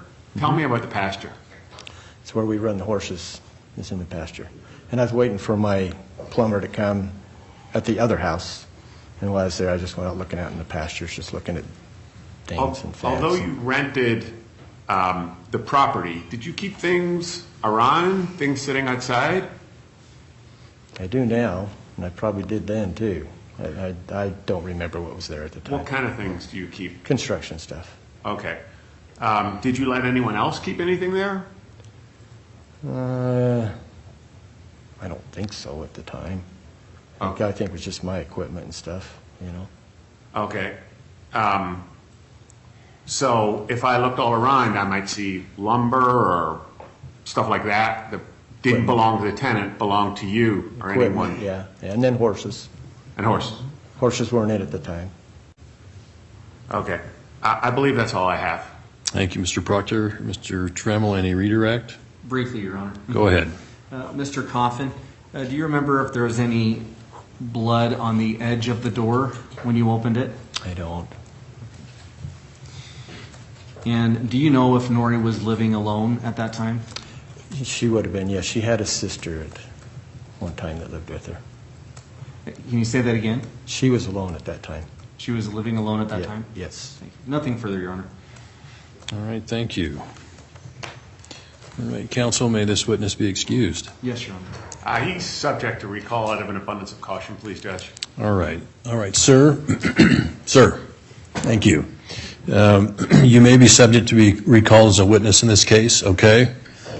You understand? Can I stay here right now? No, not right now. I'm going to excuse you for now, but you may be called at a later time, okay? Okay. All right, the other thing, sir, I need to advise you of, you're not to discuss your testimony with any other witness in this case. Do you understand that? Yes. All right, thank you, sir. You may step down at this time.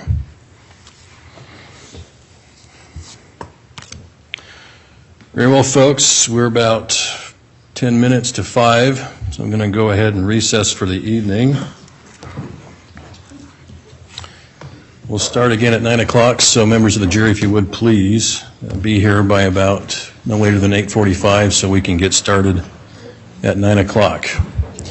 All right, again, folks, members of the jury,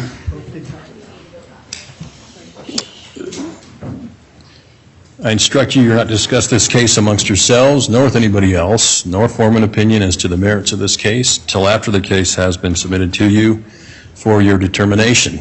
I wish you all a lovely evening. Be in recess. All right. So Holmes or else. Almost.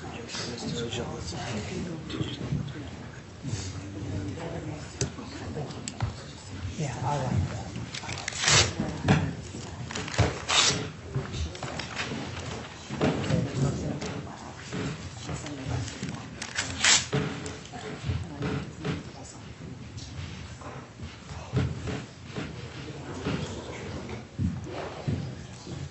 The pre and post search, because that would come in through Steinhardt.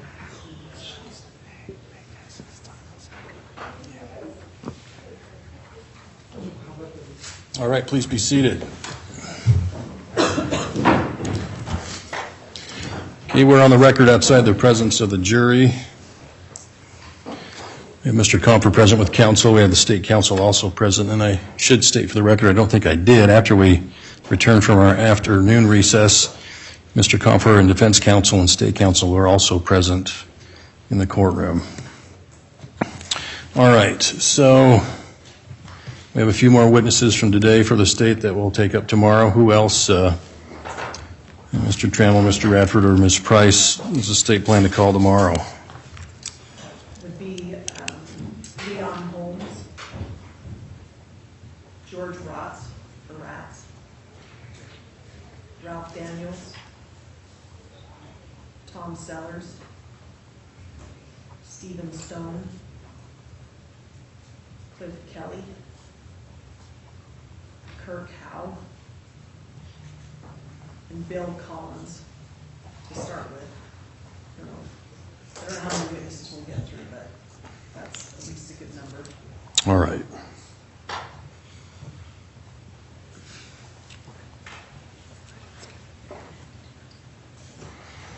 All right, thank you, Ms. Price. Counsel, any other matters we need to take up before we recess for the evening? Anything from the state?